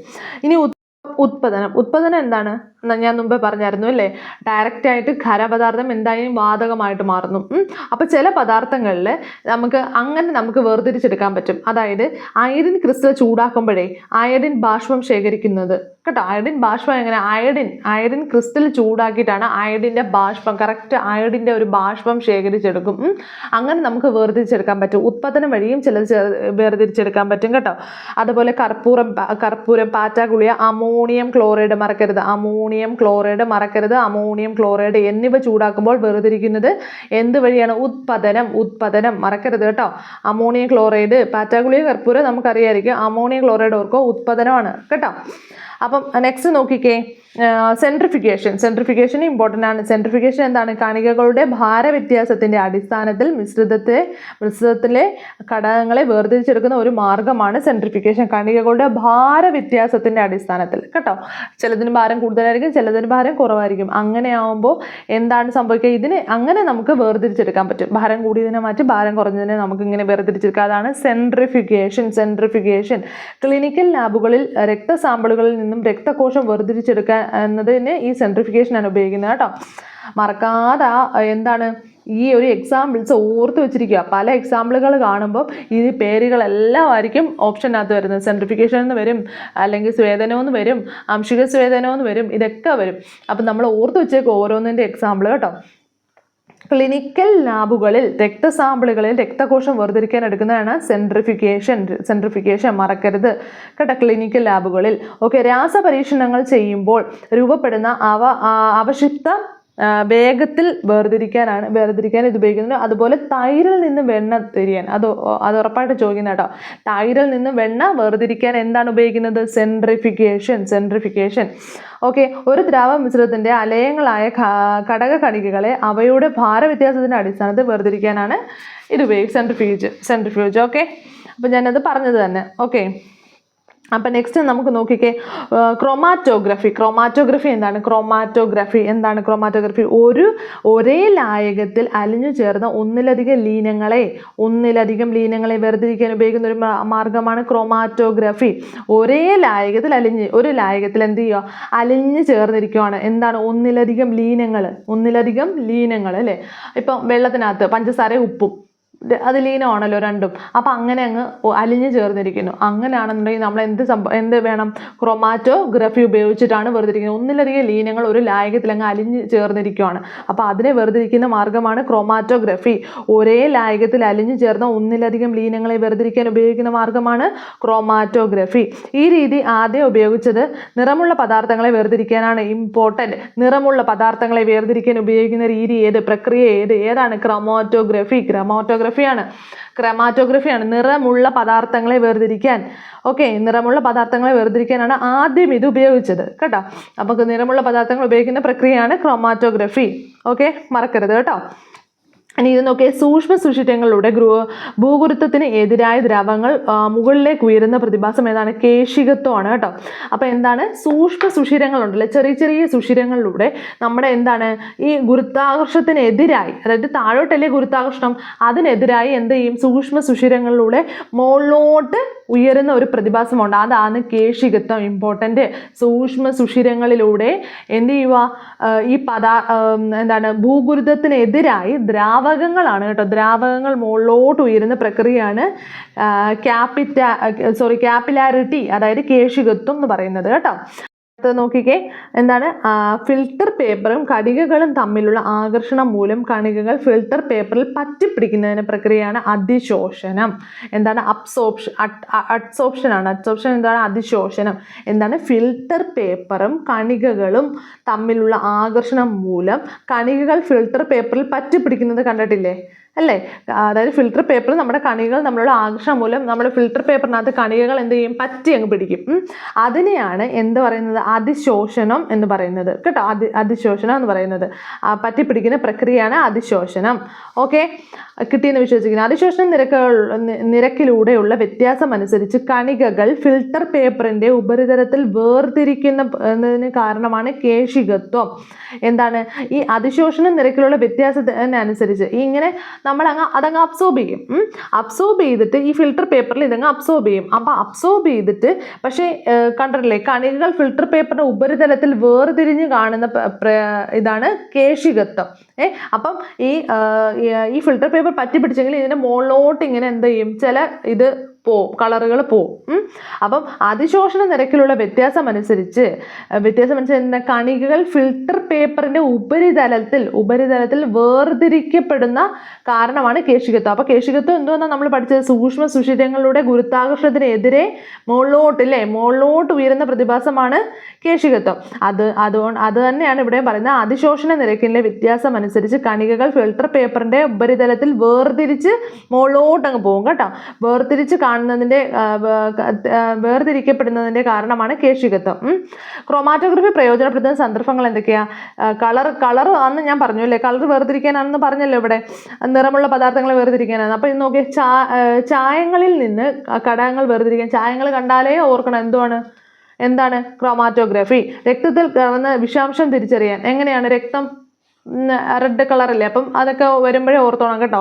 രക്തത്തിൽ കലർന്ന വിഷപദാർത്ഥം തിരിച്ചറിയാൻ ഏതാണ്? ക്രോമാറ്റോഗ്രഫി. ഓക്കെ, ഈ കേശികത്വത്തെക്കുറിച്ചും അതിശോഷണത്തെക്കുറിച്ചൊക്കെ എക്സാമ്പിൾസ് ചിലപ്പം ഈ ചാപ്റ്ററിൽ വന്നില്ലെങ്കിലും ചിലപ്പോൾ അടുത്ത ചാപ്റ്ററിൽ വരുമായിരിക്കും. എന്തായാലും അതിനെക്കുറിച്ച് നമുക്ക് കൂടുതൽ പഠിക്കാനുണ്ട്. അപ്പോൾ ഒന്നും കൂടി അത് ക്ലിയർ ആവും കേട്ടോ. അപ്പോൾ ഇത് നോക്കിക്കേ, മിശ്രിതം എന്താണ്? ഇപ്പം ഇതിനകത്ത് ഇത്രേ പറയുന്നുള്ളൂ കേട്ടോ. അബ്സോർപ്ഷനും കേശികത്വവും ഒക്കെ ഇത്രേ പറയുന്നുള്ളൂ. ഇനി നമുക്ക് അങ്ങോട്ട് വരുമ്പോഴത്തേക്കും അത് കിട്ടും കേട്ടോ. പിന്നെ എന്താണ് മിശ്രിതം എന്താണ്? ഉപ്പും അമോണിയം ക്ലോറൈഡും. എന്താണ് അമോണിയം ക്ലോറൈഡ്? ഞാനൊരു എക്സാമ്പിൾ ആണെന്ന് പറഞ്ഞായിരുന്നു മുമ്പേ. ഏതിൻ്റെയാണ്? ഉത്പതനം. അപ്പോൾ ഉപ്പും അമോണിയം ക്ലോറൈഡും എന്താണ്? ഉത്പതനമാണ് അല്ലേ. ഉപ്പ് ഇവാപ്പറേറ്റ് ചെയ്ത് പോയിട്ടല്ലേ, വെള്ളം ഇവാപ്പറേറ്റ് ചെയ്ത് പോയിട്ടല്ലേ ഉപ്പ് എടുക്കുന്നത് നമ്മൾ, കടൽ വെള്ളം. അപ്പോൾ അത് ഉത്പതനമാണ് കേട്ടോ. പിന്നെ പഞ്ചസാര ലായനി എന്താണ് ചെയ്യുന്നത്? പഞ്ചസാര ലായനി വെള്ളം 100 ഡിഗ്രി സെൽഷ്യസ് ആണ്, പഞ്ചസാര വേറെ ഡിഗ്രി സെൽഷ്യസ് ആണ്. അപ്പം എന്താണ്? സ്വേദനമാണ്. സ്വേദനം കേട്ടോ. നല്ല തിളനിലയിൽ വ്യത്യാസമുണ്ട്, അപ്പോൾ സ്വേദനമാണ്. പെട്രോളും മണ്ണെണ്ണയും ഞാൻ പറഞ്ഞു, പെട്രോളും മണ്ണെണ്ണയും എന്താണ്? ആംശിക സ്വേദനം. മറക്കരുത്, ഇമ്പോർട്ടൻ്റ്. കർപ്പൂരവും ഗ്ലാസ് പൊടിയും എന്താണ്? കർപ്പൂരം കേട്ടാലേ അറിയാം എന്താണ്? ഉത്പതനം. ഓക്കെ, ഇരുമ്പ് പൊടിയും മണലും. ഇരുമ്പ് പൊടി കേട്ടാലേ അറിയാലോ, കാന്തിക വിഭജനം. അപ്പോൾ ആ ചാപ്റ്റർ കഴിഞ്ഞു. ആ ചാപ്റ്ററിനകത്ത് അത്രേ പറയുന്നുള്ളൂ. വളരെ വളരെ ഇമ്പോർട്ടൻ്റ് ആണ് ഞാൻ പറഞ്ഞ എല്ലാ പോയിന്റ്സുകളും. ഓക്കെ, അത്രയും നോക്കിയിരിക്കുക. നെക്സ്റ്റ് നോക്കിയാൽ നെക്സ്റ്റ് ചാപ്റ്ററാണ് ചാപ്റ്റർ 5, പദാർത്ഥങ്ങളിലെ അടിസ്ഥാന ഘടകങ്ങൾ. നമുക്ക് നോക്കാം, ഈ വീഡിയോയിൽ ഫുള്ളായിട്ട് അങ്ങ് 8ാം ക്ലാസ് എടുക്കാൻ പറ്റുമെങ്കിൽ നമുക്ക് നോക്കാം. അപ്പോൾ പെട്ടെന്ന് വരും കേട്ടോ. അപ്പോൾ ഇതിനകത്ത് എന്താണ് പറയുന്നത്? ജലത്തിലൂടെ വൈദ്യുതി കടത്തി വിട്ടാൽ ഹൈഡ്രജനെയും ഓക്സിജനെയും വിഭജിക്കാൻ പറ്റും, രണ്ടായിട്ട് സ്പ്ലിറ്റ് ചെയ്യാൻ പറ്റുമെന്ന് പറഞ്ഞാൽ ആരാണ്? ഹംഫ്രി ഡേവിയാണ് കേട്ടോ. ഹൈഡ്രജനെയും ഓക്സിജനെയും വിഭജിക്കാൻ പറ്റുമെന്ന് പറഞ്ഞാൽ ഹംഫ്രി ഡേവിയാണ്. ഹൈഡ്രജൻ ഓക്സിജനിൽ കത്തുമ്പോൾ ജലം ഉണ്ടാകുന്നു എന്ന് കണ്ടെത്തിയത് ആരാണ്? ഹെൻറി കാവൻഡിഷ് ആണ് കേട്ടോ. കാവൻഡിഷ്. ജലം ഉണ്ടാകുന്നു. കാവൻഡിഷ്. അതായത് ഹൈഡ്രജനും ഓക്സിജനോട് കത്തുമ്പോൾ ജലമുണ്ടാകും. ഹൈഡ്രജൻ ഓക്സിജനിൽ കത്തുമ്പോൾ, ഓക്സിജനിൽ എന്ത് ചെയ്യുമോ? കത്തുവാണ് ഹൈഡ്രജൻ. അപ്പോൾ എന്തുണ്ടാവുന്നു എന്ന് കണ്ടെത്തി? ജലം ഉണ്ടാവുന്നു എന്ന് കണ്ടെത്തിയത് ഹെൻറി കാവൻഡിഷ് ആണ്. ഹൈഡ്രജൻ ഓക്സിജനിൽ കത്തുമ്പോൾ ജലം ഉണ്ടാവുന്നു എന്ന് കണ്ടെത്തിയത് ഹെൻറി കാവൻഡിഷ് ആണ്. ജലത്തിലൂടെ വൈദ്യുതി കടത്തിവിട്ടാൽ എന്ത്? ഹൈഡ്രജൻ ഓക്സിജൻ വിഭജിക്കുമെന്ന് കണ്ടെത്തിയത് ഹംഫ്രി ഡേവിയാണ് കേട്ടോ. പഞ്ചസാരയിലെ ഘടകങ്ങൾ എന്തൊക്കെയാണ്? പഞ്ചസാരയിലെ കാർബൺ, ഹൈഡ്രജൻ, ഓക്സിജൻ. എന്തൊക്കെയാണ് പഞ്ചസാരയിലെ ഘടകങ്ങൾ? Carbon, hydrogen, oxygen. പഞ്ചസാരയിലെ ഘടകങ്ങൾ എന്തൊക്കെയാണ്? Carbon, hydrogen, oxygen. ഓക്കെ, ജലത്തിലുള്ള ഘടകങ്ങൾ നിങ്ങൾക്ക് അറിയാമല്ലോ, ഹൈഡ്രജനും ഓക്സിജനും. ഓക്കെ, ഇനി മൂലകങ്ങളും സംയുക്തങ്ങളും. മൂലകങ്ങൾ എന്താണ്? ശുദ്ധ പദാർത്ഥങ്ങൾ 2 തരം ഉണ്ട്. ഓക്കെ, രാസപ്രക്രിയയിലൂടെ വിഘടിപ്പിച്ച് ഘടകങ്ങളാക്കാൻ സാധിക്കാത്ത ശുദ്ധ പദാർത്ഥങ്ങളെ അറിയപ്പെടുന്ന പേരാണ് മൂലകങ്ങൾ. വളരെ വളരെ ഇമ്പോർട്ടൻ്റ്, ഇതുപോലെ ചോദിച്ചിട്ടുണ്ട്. എന്താണ്? രാസപ്രക്രിയയിലൂടെ വിഘടിപ്പിച്ച് ഘടകങ്ങളാക്കാൻ സാധിക്കാത്ത ശുദ്ധ പദാർത്ഥങ്ങൾ അറിയപ്പെടുന്നത്. നമ്മളിവിടെ എഴുതി എന്ത് വെക്കും? ആറ്റം കാണും ഓപ്ഷനകത്ത്. ആറ്റം എഴുതി വെക്കരുത്. മൂലകമാണ്. എന്താണ്? രാസപ്രക്രിയയിലൂടെ വിഘടിപ്പിച്ച് ഘടകങ്ങളാക്കാൻ സാധിക്കത്തില്ല. അങ്ങനെ സാധിക്കാത്ത ഒരു ശുദ്ധ പദാർത്ഥമാണ് ഏതാണ്? മൂലകങ്ങൾ. ഹൈഡ്രജൻ, ഓക്സിജൻ, കാർബൺ, ക്ലോറിൻ, ഇതെല്ലാം ഓരോ മൂലകമാണ്. ഓക്കെ, രണ്ടോ അതിലധികമോ മൂലകങ്ങൾ രാസപ്രക്രിയയിലൂടെ ചേർന്നുണ്ടാകുന്ന പദാർത്ഥമാണ് സംയുക്തങ്ങൾ. ഓക്കെ, അപ്പോൾ 2 അതിലധികം മൂലകങ്ങൾ, ഹൈഡ്രോക്ലോറിക് ആസിഡ് അങ്ങനെയൊക്കെ പറഞ്ഞിട്ട് HCl അതൊക്കെ അങ്ങനെയൊക്കെ 2 3 ഒക്കെ ചേർന്നിട്ട് ഒരെണ്ണം ആവുന്നത് അതാണ് കോമ്പൗണ്ട് അഥവാ മിശ്രിതങ്ങൾ എന്ന് സംയുക്തങ്ങൾ എന്ന് പറയുന്നത് കേട്ടോ. സംയുക്തമായി മാറും. 2-3 എലമെന്റ്സ് ചേർന്നിട്ട് സംയുക്തമായിട്ട് മാറും. H2SO4. അപ്പം അങ്ങനെ 2 മൂലകങ്ങൾ ചേർന്നിട്ട് 2 അതിലധികമോ മൂലകങ്ങൾ ചേർന്നിട്ട് എന്തായി മാറും? ഒരു കോമ്പൗണ്ട് ആയിട്ട് മാറും, സംയുക്തങ്ങളായിട്ട് മാറും. ഓക്കെ ആണല്ലോ. ഇനി ജസ്റ്റ് നോക്കിക്കേ, പിന്നെന്താണ് ഇതിനകത്ത് പറയാനുള്ളത്? അതാണ് മൂലകങ്ങൾ കണ്ടോ. Mercury, sodium, carbon, nitrogen, hydrogen, ഇതെല്ലാം മൂലകമാണ് കേട്ടോ. അതുപോലെ അമോണിയ, പഞ്ചസാര, സോഡിയം ക്ലോറൈഡ്, ജലം, കോപ്പർ സൾഫേറ്റ്, ഇതെല്ലാം സംയുക്തങ്ങളാണ്. അറിയാലോ, അമോണിയ NH3. അപ്പോൾ അമോണിയ, അപ്പോൾ NH കാണും. ഹൈഡ്രജനും ചേർന്നിട്ടാണ് അമോണിയ ഉണ്ടാകുന്നത്. ഓക്കെ, അപ്പം പഞ്ചസാരയിൽ എന്തുണ്ട്? ഹൈഡ്രജനും കാർബണും, പിന്നെന്തുണ്ട്? ഹൈഡ്രജനുണ്ട്, കാർബണുണ്ട്, ഓക്സിജനുണ്ട്. അപ്പോൾ ഇത് 3 കൂടെ ചേർന്നിട്ടാണ് നമ്മുടെ പഞ്ചസാരയായി മാറുന്നത്. ഓക്കെ, അപ്പോൾ സോഡിയം ക്ലോറൈഡ് കണ്ടോ, സോഡിയം ക്ലോറൈഡോട് ചേർന്ന് ജലം H2O. അപ്പോൾ എന്താണ്? ഹൈഡ്രജനും ഓക്സിജനോട് ചേർന്നിട്ടാണ് ജലം ഉണ്ടാകുന്നത്. അങ്ങനെ അപ്പം 1 അതിലധികമോ പദാർത്ഥങ്ങൾ ചേർന്നിട്ടുണ്ടാകുന്നതാണ് കോമ്പൗണ്ട് എന്ന് പറയുന്നത്. പറയുന്നത്. ഇനി മൂലകങ്ങൾ വന്ന വഴിയൊക്കെയാണ് കേട്ടോ. അത് വലിയ കാര്യമൊന്നുമില്ല. പോളണ്ടിൽ നിന്നാണ് പൊളോണിയം വന്നത്, മേരി ക്യൂറിൽ നിന്നാണ് ക്യൂറിയം വന്നത്, ക്രോമിയം വന്നത്, അങ്ങനെയൊക്കെ ഉള്ള കാര്യങ്ങളാണ്. അത് ജസ്റ്റ് ഒന്ന് വായിച്ചു വെച്ചാൽ മതി കേട്ടോ. ഇനി എന്താണ്, പ്രതീകങ്ങളാണ്, സിമ്പിൾസ് ആണ് വരുന്നത് കേട്ടോ. അപ്പം ഓരോ എലമെന്റിനെയും സിമ്പിൾ വെച്ചിട്ടാണ് നമ്മുടെ പീരിയോഡിക് ടേബിളിൽ എല്ലാം വെച്ചിരിക്കുന്നത്. കാർബണിന് സി എന്ന് കൊടുത്തു, ഓക്സിജനെ O എന്ന് കൊടുത്തു, നൈട്രജനെ N എന്ന് കൊടുത്തു, ഹൈഡ്രജനെ H എന്ന് കൊടുത്തു, സൾഫറിനെ S എന്ന് കൊടുത്തു. ഓക്കെ, കാൽസ്യത്തിന് Ca എന്ന് കൊടുത്തു, ക്ലോറിന് Cl എന്ന് കൊടുത്തു, ക്രോമിയത്തിന് Cr എന്ന് കൊടുത്തു കേട്ടോ, ബ്രോമിയത്തിന് Br എന്ന് കൊടുത്തു, ബ്രോമിൻ, ബെർലിയത്തിന് Be എന്ന് കൊടുത്തു. ഓക്കെ, സോഡിയത്തിന് ഇത് നോക്കി വെച്ചോണോ കേട്ടോ, ഇത് ഇത്രയും നോക്കി വെച്ചോണേ.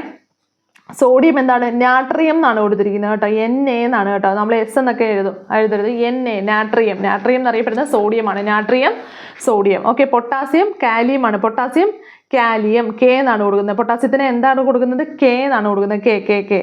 കോപ്പർ എന്താണ്, കുപ്രത്തിൽ നിന്നാണ് കോപ്പർ ഉണ്ടായത്, Cu എന്നാണ് കേട്ടോ. കോപ്പർ എന്താണ്, Cu എന്നാണ് കേട്ടോ. അയൺ എന്താണ്, ഫെറമാണ്, ഫെറം Fe ആണ് കേട്ടോ. അയൺ ഫെറമാണ്, Fe. ഇത് ഇത്രയും 4 നോക്കി വെച്ചേക്കോ കേട്ടോ. അപ്പം അറിയാത്തവർ ഒന്ന് നോക്കി വെച്ചേക്കോ. അയൺ ഫെറമാണ്, Fe ആണ്. കോപ്പർ കുപ്രമാണ്, Cu ആണ്. പൊട്ടാസ്യം കാലിയമാണ്, K ആണ്. സോഡിയം Na ആണ്. നാട്രിയമാണ്. ഓക്കെ, നെക്സ്റ്റ് നമുക്ക് നോക്കാം. ഒരു മൂലകത്തിന്റെ എല്ലാ സ്വഭാവങ്ങളും കാണിക്കുന്ന ഏറ്റവും ചെറിയ കണമാണ് എന്താണ്, വളരെ ഇമ്പോർട്ടൻ്റ്. ഏതാണ്, ഒരു മൂലകത്തിന്റെ എല്ലാ സ്വഭാവവും കാണിക്കുന്ന ഏറ്റവും ചെറിയ കണം. ഒരു മൂലകത്തിന്റെ എല്ലാ സ്വഭാവവും അത് കാണിക്കും. അങ്ങനെ കാണിക്കുന്ന ഏറ്റവും ചെറിയ കണം ഏതാണ്, ആറ്റമാണ് കേട്ടോ. എല്ലാ മൂലകങ്ങളും അവയുടെ ആറ്റങ്ങളാൽ നിർമ്മിതമാണ്. എല്ലാ മൂലകങ്ങളും അവരുടെ തന്നെ ആറ്റങ്ങളാൽ നിർമ്മിതമാണ് കേട്ടോ. ഇപ്പം ഈ പേനയ്ക്കകത്തും എല്ലാം ഈ പേനയുടെ തന്നെ ആറ്റങ്ങൾ കാണും കേട്ടോ. അപ്പം അങ്ങനെയാണ് കേട്ടോ. പിന്നെ ചില വാതക മൂലകങ്ങളുടെ ആറ്റങ്ങൾക്ക് ഒറ്റ ആറ്റമായി തന്നെ സ്വതന്ത്രമായി നിലനിൽക്കാൻ കഴിയുന്നു. ഹീലിയവും നിയോണും അങ്ങനെയൊക്കെ HEനും NEനും മാത്രം പറയാം.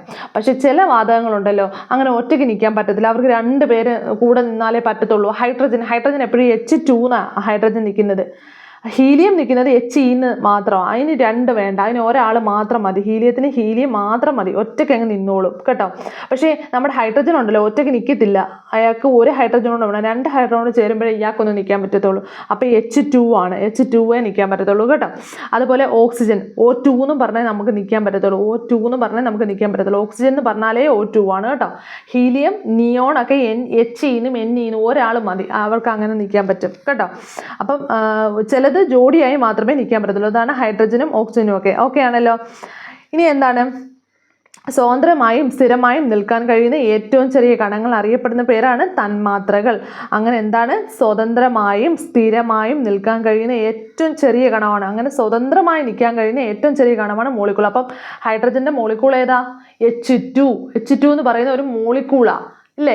അതിനകത്ത് 2 ആറ്റങ്ങളാണ്, ഹൈഡ്രജന്റെ 2 ആറ്റങ്ങളാണ് ചേർന്നിരിക്കുന്നത്. ഹൈഡ്രജന്റെ 2 ആറ്റം ഉണ്ട് കേട്ടോ, ആറ്റം 2 ഉണ്ട്, പക്ഷെ മോളിക്കൂള് ഒന്നേ ഉള്ളൂ. സ്വതന്ത്രമായി നിൽക്കാൻ പറ്റുന്ന സ്വതന്ത്രമായി നിൽക്കണം, അങ്ങനെ ഒരാളെ നമ്മൾ പറയത്തുള്ളൂ മോളിക്കൂൾ എന്ന്. അപ്പം Ne എന്ന് പറയുന്ന ഒരു മോളിക്കൂളാണ്, കാരണം അത് സ്വതന്ത്രമായി നിൽക്കാനായി Ne മതി. അല്ലെങ്കിൽ ഹീലിയത്തിന് He എന്ന് പറഞ്ഞു കഴിഞ്ഞാൽ ഹീലിയം, അതിന് സ്വതന്ത്രമായി നിൽക്കാൻ He2 വേണ്ട, He തന്നെ മതി, അതൊരു മോളിക്കൂളാണ് കേട്ടോ. അപ്പോൾ സ്വതന്ത്രമായി നിൽക്കാൻ കഴിയുന്ന ഏറ്റവും ചെറിയ കണങ്ങളാണ് അറിയപ്പെടുന്നതാണ് തന്മാത്രകൾ കേട്ടോ. അപ്പോൾ H2 ഒരു തന്മാത്രയാണ് കേട്ടോ, H2 ഒരു തന്മാത്രയാണ്, O2 ഒരു തന്മാത്രയാണ്, He ഒരു തന്മാത്രയാണ്. ചിലതിനകത്ത് 2 പേര് ഒരുമിച്ച് നിൽക്കൂ, ചിലതിനകത്ത് ഒരാൾ മാത്രമേ നിൽക്കൂ. ഓക്കെ, അതിന് വിശ്വസിക്കുന്നു. ഓക്കെ, നെക്സ്റ്റ് നമുക്ക് നോക്കാം. എന്താണ്, ഹീലിയം, നിയോൺ, ആർഗൺ മുതലായ മൂലകങ്ങൾ പ്രകൃതിയിൽ സ്വതന്ത്രമായി കാണപ്പെടുന്നത് എങ്ങനെയാണ്, ഹീലിയം ഉണ്ട്, He, Ne, Ar, argon Ar എന്ന് മാത്രമേ നിൽക്കത്തുള്ളൂ. പക്ഷേ മറ്റേ ഹൈഡ്രജൻ കണ്ടോ, H2 എന്ന് ഹൈഡ്രജൻ തന്മാത്രയെ സൂചിപ്പിക്കുന്നത്. ഹൈഡ്രജൻ തന്മാത്ര H2 എന്നേ വിളിക്കത്തുള്ളൂ കേട്ടോ. 2 ആറ്റം ചേർന്നിട്ടാണ് ഹൈഡ്രജൻ തന്മാത്ര, ഞാൻ ഈ പറഞ്ഞത് തന്നെ. ചിലത് കണ്ടോ, ഫോസ്ഫറസ്, ചില തന്മാത്രകൾ ഈ 2 കൊണ്ട് നിൽക്കത്തില്ല, ചിലത് 4 പേര് ഒരുമിച്ച് നിൽക്കത്തുള്ളൂ. ഈ ഫോസ്ഫറസ് കണ്ടോ, P4 എന്നേ അറിയപ്പെടുത്തുള്ളൂ കേട്ടോ. P4, ഫോസ്ഫറസിന് P4, 4 പേര് കൂട്ടത്തിൽ അവർ നിൽക്കത്തുള്ളൂ, അവർ ഒറ്റയ്ക്ക് നിൽക്കത്തില്ല, 2 പേര് നിൽക്കത്തില്ല, 3 പേര് നിൽക്കത്തില്ല, 4 പേര് ഒരുമിച്ച് നിൽക്കത്തുള്ളൂ. ഫോസ്ഫറസ് അത് അപ്പോഴേ ഒരു തന്മാത്രയാണെന്ന് പറയാൻ പറ്റത്തുള്ളൂ, അവർക്ക് അങ്ങനെ നിൽക്കാൻ പറ്റത്തുള്ളൂ. അപ്പം അന്നേരമാണ് അതൊരു തന്മാത്രയാണ്. അപ്പം P4 ആണ് തന്മാത്ര കേട്ടോ, P3യും P2 ഒന്നും ഇല്ല. അപ്പം P4 ആണ് തന്മാത്ര. പക്ഷേ സൾഫറും ഉണ്ടാവും, S8 ആണ്, അവർ 8 പേര് ചേർന്നേ നിൽക്കാൻ പറ്റത്തുള്ളൂ. അപ്പോൾ sulphur S8, P4, phosphorus P4 phosphorus P4 നിങ്ങൾക്ക് മനസ്സിലായെന്ന് വിചാരിക്കുന്നു. ഓക്കെ, ഒരു ആറ്റം മാത്രമുള്ള മൂല തന്മാത്രകൾ അറിയപ്പെടുന്ന പേരെന്താണ്? ഏകാറ്റോമിക് തന്മാത്രകൾ. ഒരാറ്റം മാത്രമുള്ള. അപ്പം നിങ്ങളൊരു എക്സാമ്പിൾ പറ. ഏകാറ്റോമിക് തന്മാത്രയ്ക്ക് ഞാൻ ഇത്രയും പറഞ്ഞതിൽ വെച്ച് നിങ്ങൾക്ക് മനസ്സിലായെങ്കിൽ ഒരു എക്സാമ്പിൾ പറ. ഏകാറ്റോമിക് ഞാൻ പറഞ്ഞു ഒരാറ്റം മാത്രം മതി, അവർക്ക് സ്ഥിരമായിട്ട് നല്ല പോലെ നിൽക്കാൻ പറ്റും. ആരാണ് ഏകാറ്റോമിക് തന്മാത്ര? ഇപ്പം ഇതുവരെ ക്ലാസ് പ്രയോജനപ്പെട്ടെങ്കിൽ ഇപ്പം പറയാൻ പറ്റും. ആരാണ്? He, Ne, argon, okay, Ar ഇതൊക്കെയാണ് ഏകാറ്റോമിക് തന്മാത്ര. ഒരാളേ ഉള്ളൂ. അപ്പം ഹൈഡ്രജൻ ഏത് തന്മാത്രയാന്ന് പറയാമോ? ഏത് തന്മാത്രയാന്ന് പറയാമോ? ഡയാറ്റോമിക് തന്മാത്രയാണ്. രണ്ടാറ്റങ്ങൾ ചേർന്നിട്ട് ഹൈഡ്രജനെ നിൽക്കാൻ പറ്റും. H2O2 എന്ന് പറഞ്ഞിട്ട് രണ്ടാറ്റം ചേർന്നിട്ട് ഹൈഡ്രജനെ നിൽക്കാൻ പറ്റത്തുള്ളൂ. അപ്പം അതാണ് ഡയാറ്റോമിക് തന്മാത്ര. ഓക്കെ, ഇനി രണ്ടിലധികം ബഹു അറ്റോമിക് തന്മാത്രയാണ്. അതേതാ? ഇപ്പം ഞാൻ പറഞ്ഞതേ ഉള്ളൂ. ഏതാ? P4, S8 ഒക്കെ രണ്ടിലധികം തന്മാത്രകൾ ചേർന്നിട്ട് നിൽക്കാൻ പറ്റത്തുള്ളൂ. അതാണ് പോളി അറ്റോമിക് മോളിക്യൂൾസ്, അതായത് ബഹു അറ്റോമിക് തന്മാത്ര എന്ന് പറയുന്നു. ഓക്കെ, അതുകൊണ്ട് ഇവിടെ അവർ വർഗീകരിച്ചിട്ടുണ്ട്. ഏകാറ്റോമിക് തന്മാത്രയുടെ ഉദാഹരണം HeAr ഒക്കെയാണ്. ഡയാറ്റോമിക് ഹൈഡ്രജനും ക്ലോറിനും ഓക്സിജനും ഒക്കെയാണ്. ബഹു അറ്റോമിക് P4, S8 ഒക്കെയാണ് കേട്ടോ. അപ്പം എന്താണ്? അപ്പം അങ്ങനെയൊക്കെയാണ് വരുന്നത്. ഓക്കെ, ആറ്റത്തിൻ്റെ വലിപ്പം പറയാം. ആറ്റം എന്ന വാക്കിലുണ്ടായത് ആറ്റമോസ് എന്ന വാക്കിൽ നിന്നാണ് ആറ്റം ഉണ്ടായത്. ആറ്റമോസ് എന്ന വാക്കിനർത്ഥം വിഭജിക്കാൻ കഴിയാത്തത് എന്നാണ് അർത്ഥം. ആറ്റമോസ് എന്ന വാക്കിനർത്ഥം വിഭജിക്കാൻ കഴിയാത്തത്. നൂറ്റാണ്ടുകൾക്ക് മുന്നേ തന്നെ പദാർത്ഥങ്ങളെ ചെറുകണികകളെ കുറിച്ച് പ്രവചിച്ചവർ ആരൊക്കെയാണ്? ഭാരതീയ കണാദമുനിയാണ് കേട്ടോ. കണാദൻ ഗ്രീക്ക് ചിന്തകനായ ഡെമോക്രീറ്റസും. അപ്പം ഡെമോക്രീറ്റസും ഈ കണാദനും ഒക്കെ നേരത്തെ തന്നെ പറഞ്ഞിട്ടുണ്ട് ആറ്റത്തെക്കുറിച്ച് കേട്ടോ. അപ്പം കണാദനും ഡെമോക്രീറ്റസും കേട്ടോ. പക്ഷേ ആധുനിക ആറ്റ സിദ്ധാന്തം ആവിഷ്കരിച്ച ആരാണ്? John Dalton. ഇമ്പോർട്ടൻറ്റ്. ജോൺ ഡാൾട്ടനെ കുറിച്ച് പറയാതെ ആറ്റത്തിൻ്റെ ഒരു സംഭവം പോകത്തില്ല. ആറ്റത്തിൻ്റെ എന്താണ് ആറ്റോമിക സിദ്ധാന്തം ആവിഷ്കരിച്ചത് തന്നെ ആരാണ്? John Dalton. Previous question John Dalton ആണ് കേട്ടോ. അപ്പം നിങ്ങൾക്ക് മനസ്സിലായി എന്ന് കരുതുന്നു. അപ്പം ഞാൻ ഒരു കാര്യം പറഞ്ഞോട്ടെ. തന്നിരിക്കുന്ന പദാർത്ഥങ്ങളുടെ തന്മാത്രകളുടെ എണ്ണം ആകെ ആറ്റത്തിൻ്റെ എത്ര എണ്ണമെന്ന് കണ്ടെത്തി പട്ടിക പൂരിപ്പിക്കുക. എങ്ങനെയാണ്? തന്നിരിക്കുന്ന പദാർത്ഥങ്ങളുടെ തന്മാത്രകളുടെ എണ്ണം ആകെ തന്മാത്രകളുടെ എണ്ണം എത്രയാണെന്ന് കണ്ടുപിടിക്കണം. ആകെ ആറ്റങ്ങളുടെ എണ്ണം എത്രയാണെന്ന് കണ്ടുപിടിക്കണം. നിങ്ങളൊന്ന് നോക്കിക്കേ. എങ്ങനെയാണ്? O2 എന്ന ഒരു മൂലകം, അതിനകത്ത് എത്ര ആറ്റം ഉണ്ട്? എത്ര ആറ്റം ഉണ്ടെന്ന് വേണ്ട, എത്ര തന്മാത്രയുണ്ട്? O2. ഞാൻ പറഞ്ഞു H2O2. ഇതിനകത്തൊക്കെ എത്ര തന്മാത്രയുണ്ട്? ഇങ്ങനെ നിൽക്കണം. ഇങ്ങനെ നിന്നാൽ മാത്രമേ ഇതിന് നിൽക്കാൻ പറ്റത്തുള്ളൂ. ഇതിനകത്തൊക്കെ ഒരു തന്മാത്രയേ ഉള്ളൂ അല്ലേ? He ഒരെണ്ണേ ഉള്ളൂ. Ne ഒരെണ്ണേ ഉള്ളൂ. കാരണം ഇവർക്ക് ഇങ്ങനെ നിന്നാലേ സ്റ്റെബിലിറ്റി ആകത്തുള്ളൂ. ഇങ്ങനെ അവർ നിൽക്കത്തുള്ളൂ കേട്ടോ. ഇങ്ങനെ കാണപ്പെടത്തുള്ളൂ. H2 ആയിട്ടും O2 ആയിട്ടും. He തന്നെ മതി. അതുപോലെ P4 ഞാൻ പറഞ്ഞില്ലേ മുമ്പേ, P4 ഫോസ്ഫറസ്, അതുപോലെ സൾഫേറ്റ് S8 ഇതുപോലെ തന്നെ കാണപ്പെടത്തുള്ളൂ. ഓക്കെ, ഇതെല്ലാമാണ് ഓരോ തന്മാത്രയെന്നാണ് ഇതിനെയൊക്കെ പറയുന്നത്. എന്താണ് ഓരോ തന്മാത്ര എന്ന് പറഞ്ഞാൽ? ഇങ്ങനെ സ്വതന്ത്രമായിട്ട് നിൽക്കാൻ പറ്റുന്ന ഒരു അവസ്ഥ, അതാണ് തന്മാത്ര. അപ്പം ഈ H2 ഒരു തന്മാത്ര, O2 ഒരു തന്മാത്ര, He ഒരു തന്മാത്ര, Ne ഒരു തന്മാത്ര, ഓക്കെ, P4 ഒരു തന്മാത്ര, S8 ഒരു തന്മാത്ര. ഓക്കെ, തന്മാത്ര. പക്ഷെ ഇതിന് ആറ്റങ്ങൾ എത്ര ഉണ്ട്? ഈ Hന് എത്ര പേര് ചേർന്നിട്ടാണ് ഈ ഒരു തന്മാത്രയായത്? എത്രയാണ്? എത്ര തന്മാത്രയാണ് ഇവിടെ? എത്ര ആറ്റം അവിടെ ഉള്ളത്? 2 ആറ്റം ഉണ്ട് അല്ലേ? 2 ആറ്റം ഉണ്ട് അല്ലേ? H2 2 ആറ്റം ഉണ്ട് അല്ലേ? അതുപോലെ തന്നെ ഇവർ തന്നിരിക്കുന്ന ക്വസ്റ്റ്യൻസ് ഒന്ന് നോക്കാമേ. O2 എത്രയാണ് തന്മാത്ര? ഒരു തന്മാത്രയേ ഉള്ളൂ. നെക്സ്റ്റ് എന്താണ് ചോദിച്ചിരിക്കുന്നത്? ആകെ ആറ്റങ്ങളുടെ എണ്ണം എത്ര ആറ്റം ഉണ്ട്?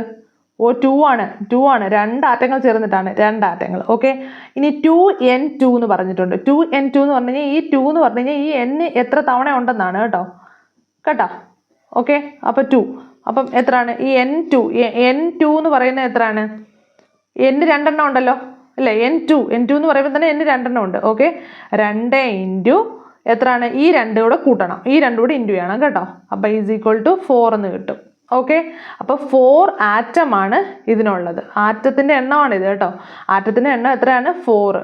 ഇതിൻ്റെ ആറ്റത്തിൻ്റെ എണ്ണം 4. ഓക്കെ, പക്ഷേ ഇവിടുത്തെ തന്മാത്രയുടെ എണ്ണം എത്രയാണ്? ഇവിടുത്തെ തന്മാത്ര എത്രയാണ്?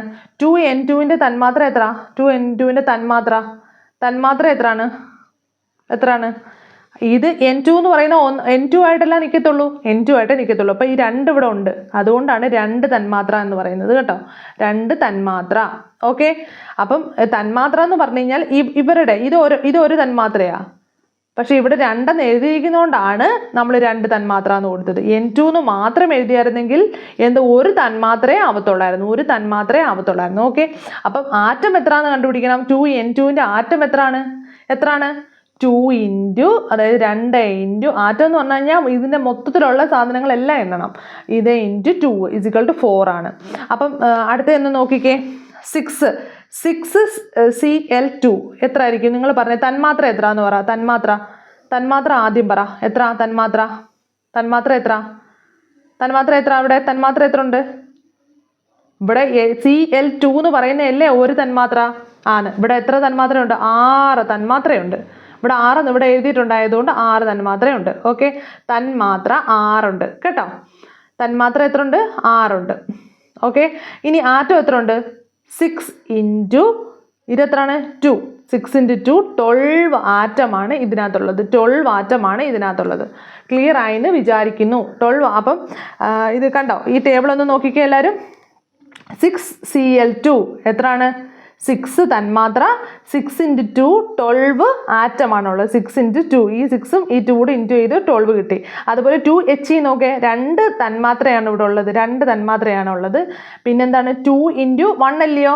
അത് He എന്ന് പറഞ്ഞാൽ 1 ഉള്ളൂ. ഇവിടെ He2 ഒന്നും വന്നിട്ടില്ല. അപ്പോൾ 1. അപ്പോൾ 2 ഇൻറ്റു 1 2. 5Na നോക്കിക്കേ, 5 എത്ര തന്മാത്രയുണ്ട്? 5 തന്മാത്രയുണ്ട്. എത്രയാണ് അതിൻ്റെ ആറ്റം വരുന്നത്? 5 ഇൻറ്റു 1 ആണ്, 5 ആണ്. ഇനി O3 ആണ് 1. O3 1 തന്മാത്രയേ ഉള്ളൂ. 1 ഇൻറ്റു 3 ആണ്. 1 ഇൻറ്റു 3 O3 അല്ലേ? അപ്പോൾ 1 ഇൻറ്റു 3 3 ആണ്. P4 എന്ന് പറഞ്ഞു കഴിഞ്ഞാൽ ഒരു തന്മാത്രയേ ഉള്ളൂ. 1 ഇൻറ്റു 4 ആണ്. 4 ആറ്റമാണുള്ളത്. ഓക്കെ, ഒരുവിധം നിങ്ങൾക്ക് മനസ്സിലായെന്ന് വിചാരിക്കുന്നു കേട്ടോ. മനസ്സിലാവാത്തവർ ഒന്നും കൂടി വീഡിയോ ഒന്ന് ആ ഒരു പോർഷൻ ഒന്ന് കാണാം, അപ്പോൾ സെറ്റാവും. അപ്പോൾ ഇനി സംയുക്തങ്ങൾ, ഒരേ മൂലകം ആറ്റങ്ങൾ ചേർന്ന്, ഞാൻ പറഞ്ഞല്ലോ സംയുക്തങ്ങൾ ഒരേ മൂലക ആറ്റങ്ങൾ ചേർന്നിട്ട് തന്മാത്ര ഉണ്ടാകുന്നത് പോലെ വ്യത്യസ്ത മൂലക ആറ്റങ്ങൾ ചേർന്നിട്ട് ഒരു തന്മാത്രകൾ അറിയപ്പെടുന്നതാണ് മൂലകങ്ങൾ. അതായത് വ്യത്യസ്ത മൂലകങ്ങൾ ഉപയോഗിച്ചിട്ട് നമ്മൾ ഒന്നാക്കും. NH3 കണ്ടോ, വ്യത്യസ്ത മൂലകം N ഉണ്ട് H ഉണ്ട്. അപ്പോൾ ഇത് രണ്ടും കൂടെ ചേർന്നിട്ട് NH3 ഉണ്ടായില്ലേ, അതിനെയാണ് നമ്മൾ സംയുക്തം എന്ന് പറയുന്നത്. ഓക്കെ, അതിൻ്റെ എക്സാമ്പിൾസ് താണ്ട നോക്കി. കാർബൺ ഓക്സിജൻ ജ്വലിച്ചാൽ കാർബൺ ഡൈ ഓക്സൈഡ് ലഭിക്കുന്നു. കാർബൺ ഓക്സിജന് ഇതൊന്ന് ഓർത്ത് വെച്ചോണം കേട്ടോ. കാർബൺ ഓക്സിജന് ജ്വലിച്ചാൽ എന്താ ഉണ്ടാകുന്നത്? കാർബൺ ഡൈ ഓക്സൈഡാണ് കിട്ടുന്നത്. കാർബൺ ഓക്സിജനിൽ ജ്വലിച്ചാൽ എന്താണ് കിട്ടുന്നത്? Carbon dioxide. കാർബൺ ഓക്സിജനിൽ ജ്വലിച്ചാൽ എന്താണ് കിട്ടുന്നത്? Carbon dioxide. അതുപോലെ കാൽസ്യം കാർബണേറ്റ് വിഘടിച്ചാലും കാർബൺ ഡൈ ഓക്സൈഡ് ഉണ്ടാകുന്നു. കാൽസ്യം കാർബണേറ്റ് വിഘടിച്ചാൽ എന്താണ് ഉണ്ടാകുന്നത്? കാർബൺ ഡൈ ഓക്സൈഡ് കേട്ടോ. കാർബൺ ഡൈ ഓക്സൈഡ് തന്മാത്രയിലെ കാർബൺ ഓക്സിജൻ ആറ്റങ്ങളുടെ അനുപാത ക്രമം എത്രയാണ്? അത് CO2 എന്നല്ലേ പറഞ്ഞത്? CO2. ഒരു Cക്ക് 2 O2 വേണം. അപ്പോൾ 1:2. ഒരു Cക്ക് 2 O2 വേണം. ഓക്കെ, ഇതാണ് അതിൻ്റെ രാസസൂത്രം കാർബൺ ഡൈ ഓക്സൈഡിൻ്റെ. ഓക്കെ, നെക്സ്റ്റ് നോക്കിക്കേ. കാർബൺ ഡൈ ഓക്സൈഡിന് ഓക്സിജനും കാർബണും ഉണ്ട് ഓക്സിജനും ഉണ്ട്. എന്താണ് ഹൈഡ്രജൻ ക്ലോറൈഡിന് എന്തൊക്കെയുണ്ട്? ഹൈഡ്രജനും ഉണ്ട് ക്ലോറിനും ഉണ്ട്. ജലത്തിന് എന്തുണ്ട്? ഹൈഡ്രജനും ഉണ്ട് ഓക്സിജനും ഉണ്ട്. H2O എന്നല്ലേ. പഞ്ചസാരക്ക് എന്തുണ്ട്? Carbon hydrogen oxygen. മെർക്കുറിക് ഓക്സൈഡിനകത്ത് മെർക്കുറി ഉണ്ട് ഓക്സിജനും ഉണ്ട്. മനസ്സിലായെന്ന് വിശ്വസിക്കുന്നു. ഓക്കെ, ഇനി അടുത്തത് രാസസമവാക്യങ്ങൾ. ഒരു രാസപ്രവർത്തനത്തിൽ പങ്കെടുക്കുന്ന പദാർത്ഥമാണ് അഭികാരകങ്ങൾ. റിയാക്ടൻസ് ആണ് കേട്ടോ. അഭികാരകങ്ങൾ ഒരു രാസപ്രവർത്തനത്തിൽ പങ്കെടുക്കുന്ന പദാർത്ഥങ്ങൾ അറിയപ്പെടുന്നത്. ഒരു രാസപ്രവർത്തനത്തിലുണ്ടല്ലോ പങ്കെടുക്കുന്ന പദാർത്ഥങ്ങൾ അറിയപ്പെടുന്നത്. രണ്ടുപേരും കൂടി ചേർന്നിട്ട് ഒരു പ്രോഡക്റ്റ് ഉണ്ടാവുന്നു അല്ലേ? അപ്പം അങ്ങനെ കൂടിച്ചേരത്തില്ലേ രണ്ടുപേരും? അപ്പം നമ്മൾ പ്ലസ് ഇട്ടൊക്കെ ഇങ്ങനെ എഴുതത്തില്ലേ? അപ്പം രണ്ടുപേരും കൂടിച്ചേരത്തില്ലേ? അപ്പം അങ്ങനെ കൂടിച്ചേരുന്ന പദാർത്ഥങ്ങൾ അറിയപ്പെടുന്നതാണ് അഭികാരങ്ങൾ. റിയാക്ടൻസ് ആണ്. നമുക്ക് സംഭവം കിട്ടത്തില്ലേ, അതിനെയാണ് പ്രോഡക്റ്റ് എന്ന് പറയുന്നത്. കിട്ടുന്ന സാധനത്തിനെയാണ് പ്രോഡക്റ്റ് എന്ന് പറയുന്നത് കേട്ടോ. അപ്പം എങ്ങനെയാണ്? ഇത് നോക്കിക്കേ. എന്താണ്? ZN zinc plus HCl gives എന്താണ്? CnCl2, അതായത് സിങ്ക് ക്ലോറൈഡ് ഉണ്ടാവുന്നു. സിങ്കും ഹൈഡ്രോക്ലോറിക് ആസിഡൂടെ ചേർന്നിട്ട് എന്തോ ആവുന്നു? സിങ്ക് ക്ലോറൈഡ് ഉണ്ടാവുന്നു. സിങ്കും ഹൈഡ്രോക്ലോറിക് കണ്ടോ, ഇത് കണ്ടോ. അപ്പം ഇതിനെ പറയുന്ന പേരെന്താണ്? അഭികാരങ്ങൾ, റിയാക്റ്റൻസ് ആണ്. റിയാക്റ്റൻസ് ആണ് ഇത്. അഭികാരങ്ങൾ അതാ. ഇതെന്താണ്? പ്രോഡക്റ്റ് ആണ്. ഇത് രണ്ടും കൂടെ കൂട്ടിച്ചേർത്തപ്പോഴത്തേക്ക് ഇതല്ലേ കിട്ടിയത്. ഇത് രണ്ടും കൂടെ കൂട്ടിച്ചേർത്തപ്പോഴത്തേക്ക് എന്താണ് കിട്ടിയത്? സിങ്ക് ക്ലോറൈഡ് അല്ലേ കിട്ടിയത്. അപ്പം ഇതാണ് എന്താണ് പറഞ്ഞത്? ഉൽപ്പന്നങ്ങൾ അഥവാ പ്രോഡക്റ്റ് എന്നറിയപ്പെടും. ഇതാണ് എന്താണ്? അഭികാരങ്ങൾ എന്ന് പറയുന്നത് കേട്ടോ. അഭികാരകങ്ങൾ, പിന്നെന്താണ്? പ്രോഡക്റ്റ് ആണ് ഉൽപ്പന്നങ്ങൾ. പിന്നെന്താണ്? ഇത് ബാലൻസ് ചെയ്യാൻ വേണ്ടിയിട്ടാണ് നമ്മളിവിടെ 2 ഒക്കെ ചേർക്കുന്നത് കേട്ടോ. Balance equation. ഇപ്പം ഇവിടെ സിങ്ക്, ഇവിടെ ക്ലോറിൻ 2 ആയില്ലേ. Chlorine H2. അതിപ്പം നിങ്ങൾക്ക് അറിയാത്തവരാണെങ്കിൽ അത് പഠിച്ചില്ലെങ്കിലും കുഴപ്പമൊന്നുമില്ല കേട്ടോ. Cl2 അല്ലേ. അപ്പം ഇവിടുത്തെ ക്ലോറിൻ 2 എണ്ണം ആക്കാനാണ് ഇവിടെ 2 ഇട്ട് കൊടുക്കും. അപ്പം ഇവിടെ ക്ലോറിൻ ഇവിടെ ഹൈഡ്രജൻ 2 ആയി, ഇവിടെ ക്ലോറിൻ 2 ആയി. ഇവിടെ എത്രയായി? ഇവിടെ ക്ലോറിൻ 2 ആയി. ഹൈഡ്രജൻ റിലീസ് ചെയ്യും കേട്ടോ. ഇതിനകത്ത് ഹൈഡ്രജൻ അങ്ങ് റിലീസ് ചെയ്യും. അത് അങ്ങോട്ട് വരുമ്പോൾ പഠിക്കാം. എന്തായാലും സിങ്ക് ക്ലോറൈഡ് പ്ലസ് H2 ആണ് കിട്ടുന്നത് നമുക്ക്. ഹൈഡ്രജൻ എന്ത് ചെയ്യും? റിലീസ് ചെയ്യും. അപ്പം ഒരു പ്രീവിയസ് ക്വസ്റ്റ്യൻ ഞാൻ പറയാം. എല്ലാ മെറ്റലിൻ്റെയും കൂടെ അത് ഇനി അപ്പുറത്ത് നമ്മൾ മെറ്റൽസ് പഠിക്കുന്നുണ്ട്. അപ്പോൾ ആ പാഠത്തിൽ പഠിക്കാം കേട്ടോ. ഓക്കെ. അപ്പം ഇത്രയാണ് ഈ പാഠത്തിൽ വരുന്നത്. വലിയ കുഴപ്പമില്ലാത്ത ചാപ്റ്ററാണ്. നന്നായിട്ട് പഠിച്ചു കഴിഞ്ഞാൽ, ഞാനിപ്പോൾ ഇത് പറഞ്ഞത് വെച്ചിട്ട് നിങ്ങൾക്ക് എല്ലാ പോയിന്റ്സ് കിട്ടിയെന്നാണ് ഞാൻ വിചാരിക്കുന്നത്. ഇത്രയുമാണ് ഈ പാഠത്തിനകത്തുള്ളത് കേട്ടോ. അപ്പോൾ എല്ലാവരും നന്നായിട്ട് പഠിക്കുക. ഓക്കെ. അപ്പം നമ്മൾ 8th ക്ലാസ്സിലെ, അതായത് 8ാം ക്ലാസ്സിലെ നമ്മൾ ഇത്രയും ചാപ്റ്റേഴ്സാണ് ഈ വീഡിയോയിൽ നോക്കിയത്. നെക്സ്റ്റ് കുറച്ച് ചാപ്റ്ററുകളുണ്ട്. അത് നമ്മൾ പാർട്ട് 2 നോക്കും കേട്ടോ. അപ്പം അതോടുകൂടി നമ്മുടെ 8ാം ക്ലാസ്സിലെ എല്ലാ ചാപ്റ്ററുകളും ഫിസിക്സിൻ്റെ കംപ്ലീറ്റ് ആവും. അപ്പോൾ ഈ വീഡിയോ എല്ലാവരും ഇഷ്ടമായി കഴിഞ്ഞാൽ പ്ലീസ് എല്ലാവരും ഒന്ന് ഷെയർ ചെയ്യുക, സബ്സ്ക്രൈബ് ചെയ്യുക, ഒന്ന് ലൈക്ക് ചെയ്തേക്കുക കേട്ടോ. പിന്നെ നിങ്ങൾ പുതിയതായിട്ടാണ് ഈ ചാനൽ കാണുന്നതെന്നുണ്ടെങ്കിൽ പ്ലീസ് ഒന്ന് സബ്സ്ക്രൈബ് ചെയ്ത് സപ്പോർട്ട് ചെയ്യുക കേട്ടോ. അപ്പോൾ ഇതുപോലുള്ള വീഡിയോസൊക്കെ എനിക്ക് ഇടാനൊരു പ്രചോദനമാവും. ഓക്കെ. അപ്പോൾ നമ്മുടെ ടെലിഗ്രാമിൽ ഡെയിലി മോട്ടിവേഷനും ടൈം ടേബിളും ഒക്കെ പോകുന്നുണ്ട്. കറണ്ട് അഫേഴ്സും ഒക്കെ പോകുന്നുണ്ട്. പ്ലീസ് എല്ലാവരും ഒന്ന് വാച്ച് ചെയ്തേക്കണേ. ഒന്ന് കയറി നോക്കിക്കുക. യൂസ്ഫുൾ ആയെങ്കിൽ മാത്രം നിങ്ങൾ ഫോളോ ചെയ്താൽ മതി. പിന്നെ ടെലിഗ്രാമിനകത്ത് നിങ്ങൾക്ക് ആരെങ്കിലും ജോയിൻ ചെയ്യാനുണ്ടെങ്കിൽ ഒന്ന് ജോയിൻ ചെയ്തേക്കണേ. നമുക്ക് PDF ഒക്കെ അവിടെ അവൈലബിൾ ആണ്. നമ്മുടെ ടൈം ടേബിളും എല്ലാം അതിനകത്ത് ഇടുന്നതായിരിക്കും. അപ്പോൾ അതിൻ്റെ ലിങ്ക് ഞാൻ കമൻറ്റ് ബോക്സിൽ കൊടുത്തിരിക്കുക കേട്ടോ. പ്ലീസ് എല്ലാവരും ഒന്ന് കയറിക്കോ. പിന്നെ നിങ്ങൾക്ക് അതിൽ എന്തെങ്കിലും കയറാൻ ബുദ്ധിമുട്ടുണ്ടെങ്കിൽ PSC EC കൊടുന്ന് ടെലിഗ്രാമിൽ ടൈപ്പ് ചെയ്താൽ മതി കേട്ടോ. അങ്ങനെ നിങ്ങൾക്ക് ജോയിൻ ചെയ്യാം. Okay, thank you.